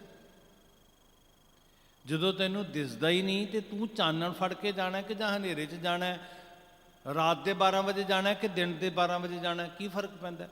ਅੱਧੀ ਰਾਤ ਦਾ ਵੇਲਾ ਸੀ, ਤੁਰਨ ਲੱਗਾ ਤੇ ਕਹਿੰਦਾ ਲੈਂਪ ਜਗਾ ਦਿਓ। ਤੇ ਸਿਆਣੇ ਬੰਦੇ ਨੇ ਤਰਕ ਕੀਤਾ ਵੀ ਪਹਿਲੀ ਗੱਲ ਤੇ ਤੈਨੂੰ ਲੈਂਪ ਦਾ ਫਾਇਦਾ ਕੋਈ ਨਹੀਂ, ਦੂਜੀ ਗੱਲ ਤੇਰੇ ਵਾਸਤੇ ਰਾਤ ਹੋਵੇ ਦਿਨ ਹੋਵੇ, ਵੀ ਤੂੰ ਕਿਹੜਾ ਚਾਨਣ ਦਾ ਫਾਇਦਾ ਲੈਣਾ? ਇਹ ਕਹਿੰਦਾ ਨਹੀਂ, ਮੈਨੂੰ ਨਹੀਂ ਦਿਸਦਾ, ਮੈਂ ਆਪਣੇ ਲਈ ਨਹੀਂ ਲੈ ਕੇ ਚੱਲਿਆ, ਜਿਹੜਾ ਕੋਈ ਆਉਂਦਾ ਹੋਏਗਾ ਨਾ ਅੱਗੋਂ, ਉਹਨੂੰ ਲੈਂਪ ਦਿਸ ਜੇ, ਉਹਦੇ ਲਈ ਲੈ ਕੇ ਚੱਲਿਆ, ਉਹਨੂੰ ਪਤਾ ਲੱਗ ਜੇ ਵੀ ਲਾਈਟ ਹੈ। ਮੈਂ ਲਾਈਟ ਜਗਾ ਕੇ ਆਪਣੇ ਲਈ ਨਹੀਂ ਲੈ ਕੇ ਚੱਲਿਆ, ਲੈਂਪ ਜਾਂ ਟਾਰਚ ਕੁਝ ਵੀ ਮਿੱਥ ਲਈਏ। ਜਿਹੜਾ ਕੋਈ ਆਉਂਦਾ ਹੋਏਗਾ ਮੈਂ ਉਹਦੇ ਲਈ ਲੈ ਕੇ ਚੱਲਿਆ।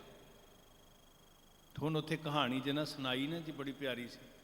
ਉਹ ਕਹਿੰਦੇ ਰੱਬ ਦੀ ਕਰਨੀ, ਦੂਸਰੇ ਨਗਰ ਵਿੱਚੋਂ ਵੀ ਇੱਕ ਬੰਦਾ ਤੁਰਿਆ, ਤੇ ਕਲਾ ਰੱਬ ਦੀ ਕਿ ਉਹ ਵੀ ਬਲਾਈਂਡ ਸੀ। ਉਹਨੇ ਵੀ ਲਾਈਟ ਹੱਥ ਵਿੱਚ ਫੜ ਲਈ, ਆਪਣੇ ਲਈ ਨਹੀਂ, ਦੂਸਰੇ ਵਾਸਤੇ। ਮੈਂ ਕਿਹੜਾ ਵੇਖਣਾ, ਦੂਸਰੇ ਲਾਈਟ ਵੇਖਣ, ਇਸ ਮਨਸਾ ਦੇ ਨਾਲ। ਤੇ ਕੁਦਰਤੀ ਹੈ ਜਦੋਂ ਦੋਨੋਂ ਪਗਡੰਡੀ ਤੋਂ ਦੀ ਗੁਜ਼ਰਦੇ ਆ, ਲਾਈਟਾਂ ਹੱਥ 'ਚ ਨੇ, ਬੇਫਿਕਰ ਤੁਰੇ ਜਾ ਰਹੇ ਆ ਕਿ ਦੂਜਾ ਬੰਦਾ ਲਾਈਟ ਵੇਖ ਲਏਗਾ ਤੇ ਹੁਣ ਜਿਹੜੀ ਲਾਈਟ ਦੂਜੇ ਵਾਸਤੇ ਆ, ਆਪ ਦੇਖ ਨਹੀਂ ਰਿਹਾ, ਜਦੋਂ ਦੋਵੇਂ ਆਏ ਨੇੜੇ ਤੇ ਟਕਰਾਅ ਹੋਇਆ, ਡਿੱਗ ਗਏ। ਲਾਈਟ ਦੂਜੇ ਵਾਸਤੇ ਸੀ, ਇਸ ਲਈ ਟਕਰਾਅ ਹੋਇਆ ਤੇ ਡਿੱਗ ਗਏ। ਤੇ ਡਿੱਗਦਿਆਂ ਸਾਰ ਇੱਕ ਦੂਜੇ ਨੂੰ ਦੋਸ਼ ਦੇ ਰਹੇ ਆ, ਇੱਕ ਦੂਜੇ ਨੂੰ ਬੁਰਾ ਕਹਿ ਰਹੇ ਆ, ਇੱਕ ਦੂਜੇ ਨੂੰ ਗਾਲਾਂ ਕੱਢ ਰਹੇ ਆ, ਆਪਣੇ ਆਪ ਨੂੰ ਸੱਚਾ ਕਹਿ ਰਹੇ ਆ। ਤੇ ਜਦੋਂ ਸਾਰੀ ਗੱਲ ਨਿਬੜੀ, ਠੰਮੇ ਦੇ ਨਾਲ ਸਮਝ ਕੀ ਆਈ ਕਿ ਲਾਈਟ ਤੇ ਸੀ ਪਰ ਆਪਣੇ ਵਾਸਤੇ ਨਹੀਂ ਸੀ, ਦੂਜੇ ਵਾਸਤੇ ਸੀ। ਮੈਂ ਤੇ ਵੇਖ ਹੀ ਨਹੀਂ ਪਾਉਂਦਾ। ਟਕਰਾਅ ਦਾ ਕਾਰਨ ਕੀ ਹੈ ਕਿ ਲਾਈਟ ਤੇ ਹੈ, ਰੋਸ਼ਨੀ ਤੇ ਹੈ, ਪਰ ਦੂਜੇ ਵਾਸਤੇ ਹੈ। ਬਸ ਆਹ ਕਾਰਨ ਹੈ ਸਾਧ ਸੰਗਤ। ਚਾਨਣ ਤੇ ਹੈ, ਬਾਹਰ ਦਿਸਿਆ ਚਾਨਣਾ, ਦਿਲ ਅੰਧਿਆਰੀ ਰਾਤ। ਇਹੀ ਕਾਰਨ ਹੈ ਤੁਹਾਨੂੰ ਬਹੁਤ ਜ਼ਿਆਦਾ ਟਕਰਾਅ ਧਰਮ ਦੀ ਦੁਨੀਆ 'ਚ ਨਜ਼ਰ ਆਏਗਾ। ਔਰ ਖਾਸ ਕਰਕੇ ਕੌਣ ਲੋਕ ਟਕਰਾਅ ਵਿੱਚ ਨਜ਼ਰ ਆਉਣਗੇ? ਜਿਹੜੇ ਹੱਥ 'ਚ ਚਾਨਣ ਲੈ ਕੇ ਦੁਨੀਆ ਵਾਸਤੇ ਤੁਰੇ ਹੋਏ ਆ, ਉਹ ਜ਼ਿਆਦਾ ਟਕਰਾਅ 'ਚ ਨਜ਼ਰ। ਸਧਾਰਨ ਬੰਦਾ ਜਿਹੜਾ ਰੋਜੀ ਰੋਟੀ ਕਮਾ ਕੇ ਤੇ ਥੱਕ ਹਾਰ ਕੇ ਸੌਂ ਜਾਣ ਵਾਲਾ ਨਾ, ਉਹ ਇੰਨੇ ਟਕਰਾਅ 'ਚ ਨਜ਼ਰ ਨਹੀਂ ਆਏਗਾ। ਉਹ ਬਹੁਤਾ ਖਤਰਨਾਕ ਨਹੀਂ ਹੈ। ਜ਼ਿਆਦਾ ਖਤਰਨਾਕ ਕੌਣ ਹੈ? ਜਿਹੜਾ ਲਾਈਟ ਲੈ ਕੇ ਤੁਰਿਆ ਲੋਕਾਂ ਵਾਸਤੇ, ਵੀ ਵੇਖੋ ਮੇਰੇ ਕੋਲ ਲਾਈਟ ਹੈ, ਰੋਸ਼ਨੀ ਹੈ, ਦੋਸ਼ੀ ਬਣ ਕੇ ਰਹਿ ਗਿਆ। ਹੁਣ ਇਹ ਕਹਾਣੀ ਜੇ ਆਪਣੇ ਜੀਵਨ ਵੱਲ ਵੇਖਾਂ ਤੇ ਮੇਰੇ ਤੇ ਟੁਕਦੀ ਹੈ। ਇੱਕ ਉਹ ਜਿਹੜੇ ਸੂਰਤ ਤੋਂ ਮੂਰਤ ਤੱਕ ਪਹੁੰਚੇ, ਇੱਕ ਉਹ ਜਿਹੜੇ ਕੇਵਲ ਬੁੱਧੀ ਨੂੰ ਤਿੱਖਿਆਂ ਕਰਨ ਤੱਕ ਪਹੁੰਚੇ, ਇੱਕ ਉਹ ਜਿਹੜੇ ਕੇਵਲ ਰੋਸ਼ਨੀ ਦੂਜਿਆਂ ਨੂੰ ਵੰਡਣ ਤੱਕ ਪਹੁੰਚੇ। ਪਰ ਸਤਿਗੁਰੂ ਜੀ ਨੇ ਸਾਨੂੰ ਕੀ ਕਿਹਾ ਸੀ? ਪ੍ਰਥਮੈ ਮਨ ਪ੍ਰਬੁੱਧੈ ਆਪਣਾ। ਆਪਣਾ ਇੱਥੋਂ ਸ਼ੁਰੂ ਕਰ। ਇਹਦੇ ਤੁੱਲ ਦੁਨੀਆ ਉੱਤੇ ਹੋਰ ਕੋਈ ਰੋਸ਼ਨੀ ਨਹੀਂ ਸਾਧ ਸੰਗਤ ਜੀ। ਤਾਈਓ ਤੇ ਇਹ ਬਚਨ ਤੁਹਾਡੇ ਰਸਨਾ ਦੇ ਚੜੇ ਹੋਏ, ਜੇ 100 ਚੰਦਾ ਉਗਵੈ ਸੂਰਜ ਚੜੇ 1000, ਇਤੇ ਚਾਨਣ ਹੁੰਦਿਆਂ। ਹੁਣ ਇੰਨਾ ਪ੍ਰਬਲ ਚਾਨਣ, ਇੰਨਾ ਸਮਰੱਥ ਚਾਨਣ ਹੈ। ਗੁਰ ਬਿਨ ਘੋਰ ਅੰਧਾਰ, ਗੁਰੂ ਬਿਨ ਸਮਝ ਨਾ ਆਵੈ, ਗੁਰ ਬਿਨ ਸੁਰਤ ਨਾ ਸਿੱਧ, ਗੁਰੂ ਬਿਨ ਮੁਕਤ। ਇਤੇ ਚਾਨਣ ਹੁੰਦੇ ਆ ਗੁਰ ਬਿਨ ਘੋਰ ਅੰਧਾਰ। ਇੰਨਾ ਗਹਿਰਾ ਹਨੇਰਾ। ਤੇ ਉਹ ਹਨੇਰਾ ਕਾਹਦਾ ਹੈ? ਕੂੜ ਅਮਾਵਸ। ਜਿਵੇਂ ਮੱਸਿਆ ਦੀ ਰਾਤ ਹੁੰਦੀ ਹੈ ਤੇ ਚੰਦਰਮਾ ਨਹੀਂ ਦਿਸਦਾ, ਇੱਦਾਂ ਜਿਹੜੀ ਜ਼ਿੰਦਗੀ 'ਚੋਂ ਸੱਚ ਅਲੋਪ ਹੋ ਜਾਂਦਾ ਹੈ, ਉਹ ਜ਼ਿੰਦਗੀ ਕੂੜ ਦੀ, ਮੱਸਿਆ ਦੀ ਰਾਤ ਵਾਂਗੂ ਕੂੜ 'ਚ ਗਲਤਾਨ ਹੈ। ਤੇ ਜੇ ਚਾਹੁੰਦੇ ਆ ਜੀਵਨ ਨੂੰ ਸੁਰਖਰੂ ਕਰਨਾ, ਤੇ ਫਿਰ ਗੁਰਬਾਣੀ ਇਸ ਜਗ ਮੈਂ ਚਾਨਣ। ਚਾਨਣ ਕਿਹਾ ਹੈ। ਬਖਸ਼ਿਸ਼ ਤੂੰ ਕਰੇ ਮਹਾਰਾਜ, ਨਹੀਂ ਤੇ ਭੂਤਨਾ ਤੇ ਬੇਤਲ। ਇੱਥੋਂ ਤੱਕ ਗੁਰੂ ਨਾਨਕ ਸਾਹਿਬ ਜੀ ਨੂੰ ਜੀਵਨ ਵਰਗਾ ਕਾਜੀ ਲੱਤ ਮਾਰ ਰਿਹਾ। ਨੂਰੂਦੀਨ ਵਰਗਾ ਜਲਾਦ ਲੋਹ ਦੇ ਥੱਲੇ ਬਾਲਣ ਬਾਲ ਰਿਹਾ। ਜਲਾਲੂਦੀਨ ਤਲਵਾਰ ਲੈ ਕੇ ਸਿਰ ਕਲਮ ਕਰ ਰਿਹਾ। ਸੂਰਤ ਤੇ ਉਹ ਵੀ ਵੇਖ ਰਿਹਾ ਸੀ, ਪਰ ਜਿਹਦੀ ਸੁਰਤ ਵਿੱਚ ਗੁਰੂ ਦਾ ਸ਼ਬਦ ਟਿਕਿਆ, ਇੱਕਦਮ ਮੈਂ ਕਹਿੰਦਾ ਵੇਖੋ ਇਹਨਾਂ ਸ਼ਬਦਾਂ ਦੇ ਅੰਦਰ ਕਿੱਦਾਂ ਦੀ ਰੋਸ਼ਨੀ ਹੋਏਗੀ। ਔਰੰਗਜ਼ੇਬ ਗੁਰੂ ਦਾ ਜ਼ਫਰਨਾਮਾ ਪੜ੍ਹ ਰਿਹਾ। ਕਲਾ ਵੇਖੋ ਤੁਸੀਂ। ਤੇ ਹਕੀਕਤ ਇਹੀ ਕਹਿੰਦੀ ਹੈ ਕਿ ਉਹ ਚਾਨਣ ਔਰੰਗਜ਼ੇਬ ਨੂੰ ਜ਼ਿੰਦਗੀ 'ਚ ਨਹੀਂ ਸੀ ਮਿਲਿਆ ਜੋ ਜ਼ਫਰਨਾਮਾ ਪੜ੍ਹ ਕੇ ਮਿਲਿਆ। ਆਪਣੇ ਜੀਵਨ ਦਾ ਸੱਚ ਵੇਖਣਾ। ਇਸ ਚਾਨਣ 'ਚ ਕੀ ਵੇਖਣਾ? ਇੱਕ ਚਾਨਣ 'ਚ ਤੇ ਨਾ ਵੀ ਅਸੀਂ ਦੂਰ ਤੱਕ ਵੇਖਦੇ ਹਾਂ ਜੀ, ਗੱਡੀ ਦੀ ਹੈਡਲਾਈਟ ਚੱਲਦੀ ਹੈ, ਦੂਰ ਤੱਕ ਵੇਖਦੇ ਹਾਂ ਤੇ ਸਾਡਾ ਸਫ਼ਰ ਜਿਹੜਾ ਉਹ ਸੁਖਾਲਾ ਦੂਰ ਤੱਕ ਹੋ ਜਾਂਦਾ ਤੈਅ। ਇਹ ਜਿਹੜਾ ਗੁਰਬਾਣੀ ਦਾ ਚਾਨਣ ਹੈ, ਇਹ ਆਪਣੇ ਜੀਵਨ ਦਾ ਸੱਚ ਦਿਖਾਉਂਦਾ। ਮੈਂ ਕਿੱਥੇ ਸਟੈਂਡ ਕਰ ਰਿਹਾ, ਮੈਂ ਕੀ ਕਮਾ ਰਿਹਾ, ਕੀ ਜੋ ਮੈਂ ਬੋਲਿਆ ਇਸ ਚਾਨਣ 'ਚ ਵੇਖ ਕੀ ਉਹ ਸਹੀ ਸੀ? ਕੀ ਮੈਂ ਜੋ ਕਮਾਇਆ, ਜੋ ਮੈਂ ਖਾਧਾ, ਜੋ ਮੈਂ ਸੁਣਿਆ, ਇੱਕ ਇੱਕ ਸ਼ੈ ਨੂੰ ਜਦੋਂ ਇਸ ਚਾਨਣ ਵਿੱਚ ਪਰਖਣ ਲੱਗ ਪਿਆ ਨਾ ਜੀ, ਜੂਹਣ ਲੱਗ ਪਿਆ, ਚੀਨਣ ਲੱਗ ਪਿਆ, ਤੇ ਸੱਚੀ ਮੁੱਚੀ ਇੱਕ ਦਿਨ ਇਸ ਜ਼ਿੰਦਗੀ ਨੂੰ ਬਾਣੀ ਦੇ ਚਾਨਣ 'ਚ ਪਰਖਦਿਆਂ ਪਰਖਦਿਆਂ ਇੰਨਾ ਪਾਰਖੂ ਹੋ ਜਾਏਗਾ ਕਿ ਸਤਿਗੁਰ ਜੀ ਕਹਿੰਦੇ ਸਤਿਗੁਰ ਕੀ ਬਾਣੀ ਸਤ ਸਰੂਪ ਹੈ, ਗੁਰਬਾਣੀ ਬਣੀਆਂ। ਕਿੱਥੇ ਲੈ ਕੇ ਗਈ ਬਾਣੀ ਜੀ? ਗੁਰਬਾਣੀ ਦੇ ਸਤ ਸਰੂਪ ਵਿੱਚ ਲੀਨ ਹੋਇਆ, ਗੁਰਬਾਣੀ ਵਿੱਚ ਹੀ ਸਮਾ ਗਿਆ। ਫਰਕ ਹੀ ਕੋਈ ਨਹੀਂ ਰਹਿ ਗਿਆ ਜੀ। ਪਰ ਜੇ ਇਸ ਸ਼ੀਸ਼ੇ ਵਿੱਚ ਆਪਣਾ ਆਪ ਵੇਖਣ ਦੀ ਕਲਾ ਆ ਜੇ ਸਾਧ ਸੰਗਤ, ਐਨ ਪ੍ਰਤੱਖ ਹਾਜ਼ਰ ਨਾਜ਼ਰ ਬਿਲਕੁਲ, ਫਿਰ ਕੋਈ ਸਵਾਲ ਨਹੀਂ ਪੈਦਾ ਹੁੰਦਾ ਸਾਡੇ ਘਰਾਂ 'ਚ ਵਹਿਮ ਰਹਿ ਜਾਣ, ਭਰਮ ਰਹਿ ਜਾਣ, ਕਰਮਕਾਂਡ ਰਹਿ ਜਾਣ। ਅੱਜ ਸਾਨੂੰ ਲਾਲ ਧਾਗੇ ਤੋਂ ਡਰ ਆ ਰਿਹਾ, ਕਾਲੇ ਧਾਗੇ ਤੋਂ ਡਰ ਆ ਰਿਹਾ, ਅੱਜ ਸਾਨੂੰ ਵੀਰਵਾਰ ਸ਼ਨੀਵਾਰ ਤੋਂ ਡਰ ਆ ਰਿਹਾ। ਇਹ ਡਰ ਕਾਹਦਾ? ਸਾਡੇ ਅੰਦਰ ਦੇ ਹਨੇਰੇ ਦਾ। ਔਰ ਬੜੇ ਬੜੇ ਵੈਲ ਐਜੂਕੇਟਡ ਲੋਕ ਜੀ ਪਖੰਡੀਆਂ ਦੇ ਜਾਲ ਵਿੱਚ ਫਸੇ ਹੋਏ ਆ, ਬੜੀ ਬੁਰੀ ਤਰ੍ਹਾਂ ਨਾਲ ਫਸੇ ਹੋਏ ਆ। ਹੱਲ ਕੀ ਹੈ? ਸਾਰੀ ਮਨੁੱਖਤਾ ਦੇ ਭਲੇ ਦਾ ਹੱਲ ਕੀ ਹੈ ਸਾਧ ਸੰਗਤ? ਗੁਰਬਾਣੀ ਇਸ ਜੱਗ ਮੈਂ ਚਾਨਣ, ਇਹ ਹੱਲ ਹੈ। ਇਹਦੇ ਤੋਂ ਬਿਨਾਂ ਕੋਈ ਦਾਰੂ ਨਹੀਂ ਹੈ ਸਾਧ ਸੰਗਤ ਜੀ। ਇੱਕ ਬੜੀ ਪਿਆਰੀ ਜੀ ਗਾਥਾ ਹੈ, ਗੱਲ ਸੌਖੀ ਸਮਝ 'ਚ ਆ ਜਾਏਗੀ। ਥੋੜਾ ਇਹਨੂੰ ਪਕੜ 'ਚ ਲਿਆਇਓ। ਜ਼ਿਕਰ ਹੁੰਦਾ ਸਾਡੀ ਲਿਖਤਾਂ ਵਿੱਚ ਹੈ, ਸਿੱਖ ਇਤਿਹਾਸ ਦੇ ਕੁਝ ਗ੍ਰੰਥਾਂ ਦੇ ਵਿੱਚ ਇਸ ਕਹਾਣੀ ਦਾ ਜ਼ਿਕਰ ਕੀਤਾ, ਬੜਾ ਪਿਆਰਾ ਜਿਹਾ। ਕਹਿੰਦੇ ਬਾਣੀ ਨੂੰ ਸਮਝਣ ਵਾਲਾ ਬਣ, ਤੈਨੂੰ ਬੜਾ ਕੁਛ ਮਿਲਣਾ ਬਾਣੀ 'ਚੋਂ। ਜਿਹੜੀ ਗੱਲ ਕਹੀ ਨਾ ਭਾਈ ਗੁਰਦਾਸ ਜੀ ਨੇ, ਜੈਸੇ ਤੋਂ ਸਕਲ ਨਿਧ ਪੂਰਨ ਸਮੁੰਦਰ ਵਿਖੈ, ਹੰਸ ਮਰਜੀਵਾ ਨਿਸ਼ਚੈ ਪ੍ਰਸਾਦ ਪਾਵੀ। ਜੇ ਤੇ ਤੂੰ ਸਿਰਫ ਸੂਰਤ ਮੂਰਤ ਵਾਂਗ ਵੇਖ ਕੇ ਚਲਿਆ ਗਿਆ, ਜੇ ਤੇ ਤੂੰ ਸਿਰਫ ਧੁਨ ਨੂੰ, ਤਰਜ ਨੂੰ, ਬੋਲ ਨੂੰ ਸੁਣ ਕੇ ਚਲਿਆ ਗਿਆ, ਤੇ ਲੋਕ ਜਾਣਾ ਇਹ ਗੀਤ ਹੈ। ਵਾਹ ਵਾਹ, ਕਿਆ ਬਾਤ, ਬੜਾ ਝੂਮਿਆ।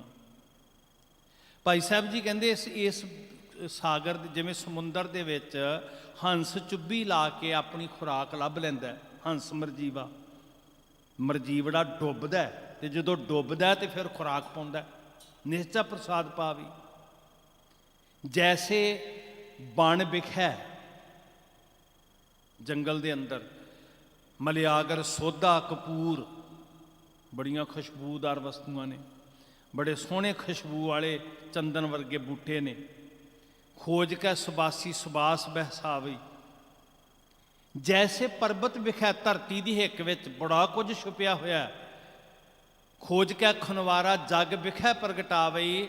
ਤੈਸੇ ਗੁਰਬਾਣੀ ਵਿਖੈ ਸਕਲ ਪਦਾਰਥ ਹੈ, ਜੋਈ ਜੋਈ ਖੋਜੈ ਸੋਈ ਸੋਈ ਨਿਪਜਾਵੇ। ਸਕਲ ਪਦਾਰਥ ਇਸ ਰੋਸ਼ਨੀ ਵਿੱਚ ਕਦੀ ਖੋਜੀ ਬਣਨਾ ਵੀ ਬੜਾ ਔਖਾ ਹੈ ਨਾ ਸਾਧ ਸੰਗਤ ਜੀ। ਮੈਂ ਉਹ ਗਾਥਾ ਦਾ ਸਹਾਰਾ ਲੈ ਰਿਹਾ ਸੀ ਸਮਝਾਉਣ ਵਾਸਤੇ ਆ ਮਨ ਨੂੰ। ਕਹਿੰਦੇ ਕਿਸੇ ਕਾਬਲ ਪਿਤਾ ਨੇ ਆਪਣੀ ਵਿਰਾਸਤ ਦਾ ਵਾਰਸ ਚੁਣਨਾ ਸੀ, ਰਾਜਾ ਸੀ। ਭਾਵੇਂ ਰਾਜਾ ਹੋਵੇ, ਕੰਗਾਲ ਹੋਵੇ, ਕਦੀ ਵੀ ਮਾਪਿਆਂ ਦਾ ਜੀ ਨਹੀਂ ਕਰਦਾ ਕਿ ਉਹਨਾਂ ਦੀ ਜ਼ਿੰਦਗੀ ਦੀ ਕਮਾਈ ਦੀਆਂ ਵੰਡੀਆਂ ਪੈਣ ਅੱਖਾਂ ਸਾਹਮਣੇ, ਟੁਕੜੇ ਟੁਕੜੇ ਹੋਣ। ਇਹ ਰਾਜਾ ਸੀ ਪਿਤਾ, ਤੇ 3 ਪੁੱਤਰ ਨੇ ਇਹਦੇ। ਨਹੀਂ ਚਿੱਤ ਕਰਦਾ ਕਿ ਮੇਰਾ ਰਾਜ 3 ਟੁਕੜਿਆਂ 'ਚ ਵੰਡਿਆ ਜਾਏ। ਹਰ ਖੇਤਰ 'ਚ ਵਜ਼ੀਰ ਨੇ ਬੜੀ ਸਿਆਣੀ ਸਲਾਹ ਦਿੱਤੀ ਸੀ। ਬਜ਼ੁਰਗ ਵਜ਼ੀਰ ਨੂੰ ਕੋਲ ਬੁਲਾ ਕੇ ਕਹਿਣ ਲੱਗਾ, ਮੈਨੂੰ ਇੱਕ ਆਖਰੀ ਸਲਾਹ ਦੇ, ਮੇਰਾ ਅੰਤ ਸਮਾਂ ਨੇੜੇ ਜਾਪਦਾ ਹੈ, ਤੇ ਮੈਂ ਰਾਜ ਦਾ ਵਾਰਸ ਕਿਵੇਂ ਚੁਣਾ? ਉਸ ਦਾਨੇ ਵਜ਼ੀਰ ਨੇ ਕਿਹਾ, ਮੈਂ ਇੱਕਦਮ ਨਹੀਂ ਕਹਿ ਸਕਦਾ,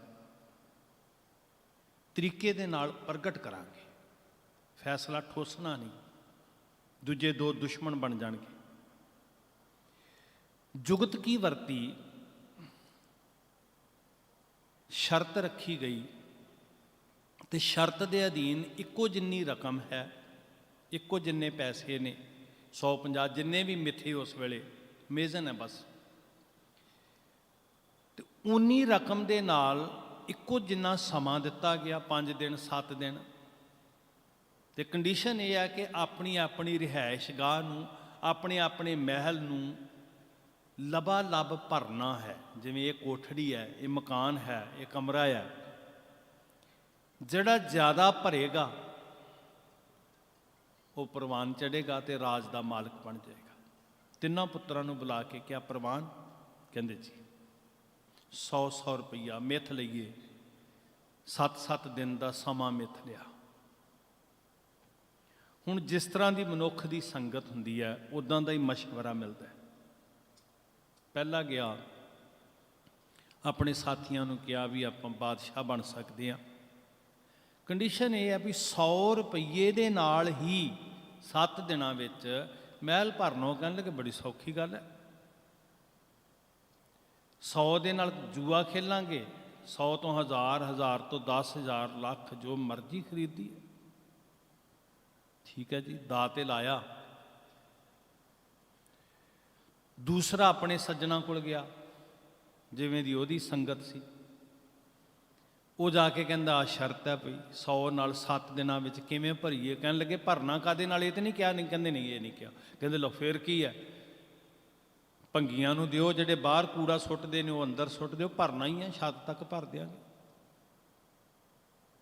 ਹੁਣ ਤੀਸਰਾ ਆਪਣੀ ਸੰਗਤ ਵਿੱਚ ਗਿਆ, ਉਹ ਕਹਿਣ ਲੱਗੇ ਬੜਾ ਸੌਖਾ ਹੈ, 99 ਰੁਪਈਏ ਵਾਪਸ ਕਰਿਆ, 1 ਰੁਪਈਆ ਕਾਫੀ ਹੈ। 7 ਦਿਨ ਬਹੁਤ ਜ਼ਿਆਦਾ ਨੇ, 7 ਛਿਨ ਬੜੇ ਨੇ, 7 ਮਿੰਟ ਬੜੇ ਆ। ਨੀਅਤ ਦਿਨ ਆ ਗਿਆ, ਨਿਰੀਖਣ ਹੋਣਾ ਸੀ, ਇਨਸਪੈਕਸ਼ਨ ਹੋਣੀ ਸੀ, ਵਾਰਸ ਚੁਣਿਆ ਜਾਣਾ, ਜਿਹਦੀ ਝੋਲੀ 'ਚ ਸਾਰਾ ਕੁਝ ਪੈਣਾ। ਕੌਣ ਯੋਗ ਵਾਰਸ ਹੋਏ? ਪਹਿਲੇ ਕੋਲ ਗਏ, ਰਾਸ ਨੂੰ, ਪੂੰਜੀ ਨੂੰ ਜੂਏ 'ਚ ਹਰਾ ਕੇ ਮੱਥੇ ਤੇ ਹੱਥ ਰੱਖ ਕੇ ਬੈਠਾ। ਦੂਜੇ ਕੋਲ ਗਏ ਵੇਖਣ ਪਰਖਣ ਵਾਸਤੇ, ਜੋਹਣ ਵਾਸਤੇ, ਉਹ ਕੋਠੜੀ ਨੂੰ ਗੰਦਗੀ ਨਾਲ ਭਰ ਕੇ ਬੈਠਾ। ਹੁਣ ਇਹ ਕਹਾਣੀ ਸਾਡੀ ਜ਼ਿੰਦਗੀ ਦੀ ਹੈ ਸਾਧ ਸੰਗਤ। ਅਸੀਂ ਜ਼ਿੰਦਗੀ ਦੀ ਇਹ ਦੌਲਤ ਜਿਹੜੀ ਸਾਹਾਂ ਦੀ ਮਿਲੀ ਹੈ ਉਹ ਹਾਰ ਰਹੇ ਹਾਂ ਜੂਏ 'ਚ। ਕਿੱਥੋਂ ਭਰਾਂਗੇ ਕੋਠੜੀ ਨੂੰ? ਕੁਝ ਨੇ ਗੰਦਗੀ ਨਾਲ ਭਰ ਲਈ ਹੈ, ਜੋ ਖਾਣ ਵਿੱਚ, ਵੇਖਣ ਵਿੱਚ, ਸੁਣਨ ਵਿੱਚ, ਬੋਲਣ ਵਿੱਚ, ਸਭ ਪਾਸਿਓਂ ਗੰਦਗੀ ਆ। ਹੁਣ ਤੀਸਰੇ ਦੇ ਕੋਲ ਜਾਂਦੇ ਆ, ਜਿਹੜਾ ਸਾਡੇ ਵਿਸ਼ੇ ਨਾਲ ਜੁੜਿਆ ਹੋਇਆ। ਇਸ ਭਰੇ ਪੁਰਖ ਨੂੰ ਵੇਖਿਆ, ਉਹਦੇ ਸਾਥੀਆਂ ਨੇ ਕਿਹਾ ਵੀ ਤੇਰੇ ਪਿਤਾ ਆਉਂਦੇ ਆ। ਨਿਰੀਖਣ ਦੀ ਘੜੀ ਆ ਗਈ, ਪਰਖ ਦੀ ਘੜੀ ਆ ਗਈ। 50 ਪੈਸੇ ਦਾ ਦੀਵਾ ਹੈ, 50 ਪੈਸੇ ਦੀ ਬੱਤੀ ਮਾਚਿਸ ਲਈ ਦੀਵਾ ਬਾਲਿਆ, ਚਾਨਣ ਨਾਲ ਕੋਠੜੀ ਨੂੰ ਭਰ ਦਿੱਤਾ, ਪ੍ਰਕਾਸ਼ ਨਾਲ, ਨੂਰ ਨਾਲ ਲਬਾ ਲਬ ਸਾਰੀ ਕੋਠੜੀ, ਇੱਕ ਮਾਚਿਸ ਦੀ ਤੀਲ ਦੇ ਨਾਲ ਸਾਰੀ ਕੋਠੜੀ ਭਰ ਗਈ, ਚਾਨਣ ਨਾਲ ਭਰ ਗਈ। ਤੇ ਜਦੋਂ ਜਿਹੜੀ ਕੋਠੜੀ ਚਾਨਣ ਨਾਲ ਭਰ ਗਈ, ਪਿਤਾ ਨੇ ਵਾਜਬ ਜਾਣ ਕੇ ਸਾਰਾ ਕੁਝ ਉਹਦੀ ਝੋਲੀ 'ਚ ਪਾ ਦਿੱਤਾ। ਹੁਣ ਇਹ ਕਹਾਣੀ ਹੈ ਸਾਧ ਸੰਗਤ ਸਾਡੇ ਜੀਵਨ ਦੀ। ਜੂਏ ਵਿੱਚ ਪੂੰਜੀ ਜ਼ਿੰਦਗੀ ਦੀ ਕਈ ਡੋਬ ਰਹੇ ਨੇ, ਕੋਈ ਗੰਦਗੀ ਨਾਲ ਲਬਾ ਲੱਭ ਭਰ ਰਹੇ ਨੇ, ਪਰ ਧੰਨ ਉਹ ਗੁਰਮੁਖ ਰੂਹਾਂ ਜਿਨ੍ਹਾਂ ਨੇ ਜ਼ਿੰਦਗੀ ਨੂੰ ਇਸ ਚਾਨਣ ਨਾਲ ਭਰਿਆ, ਇਸ ਨੂਰ ਨਾਲ ਭਰਿਆ, ਇਸ ਰੋਸ਼ਨੀ ਨਾਲ ਭਰਿਆ। ਸਤਿਗੁਰ ਸ਼ਬਦ ਉਜ਼ਾਰੋ ਦੀਪਾ,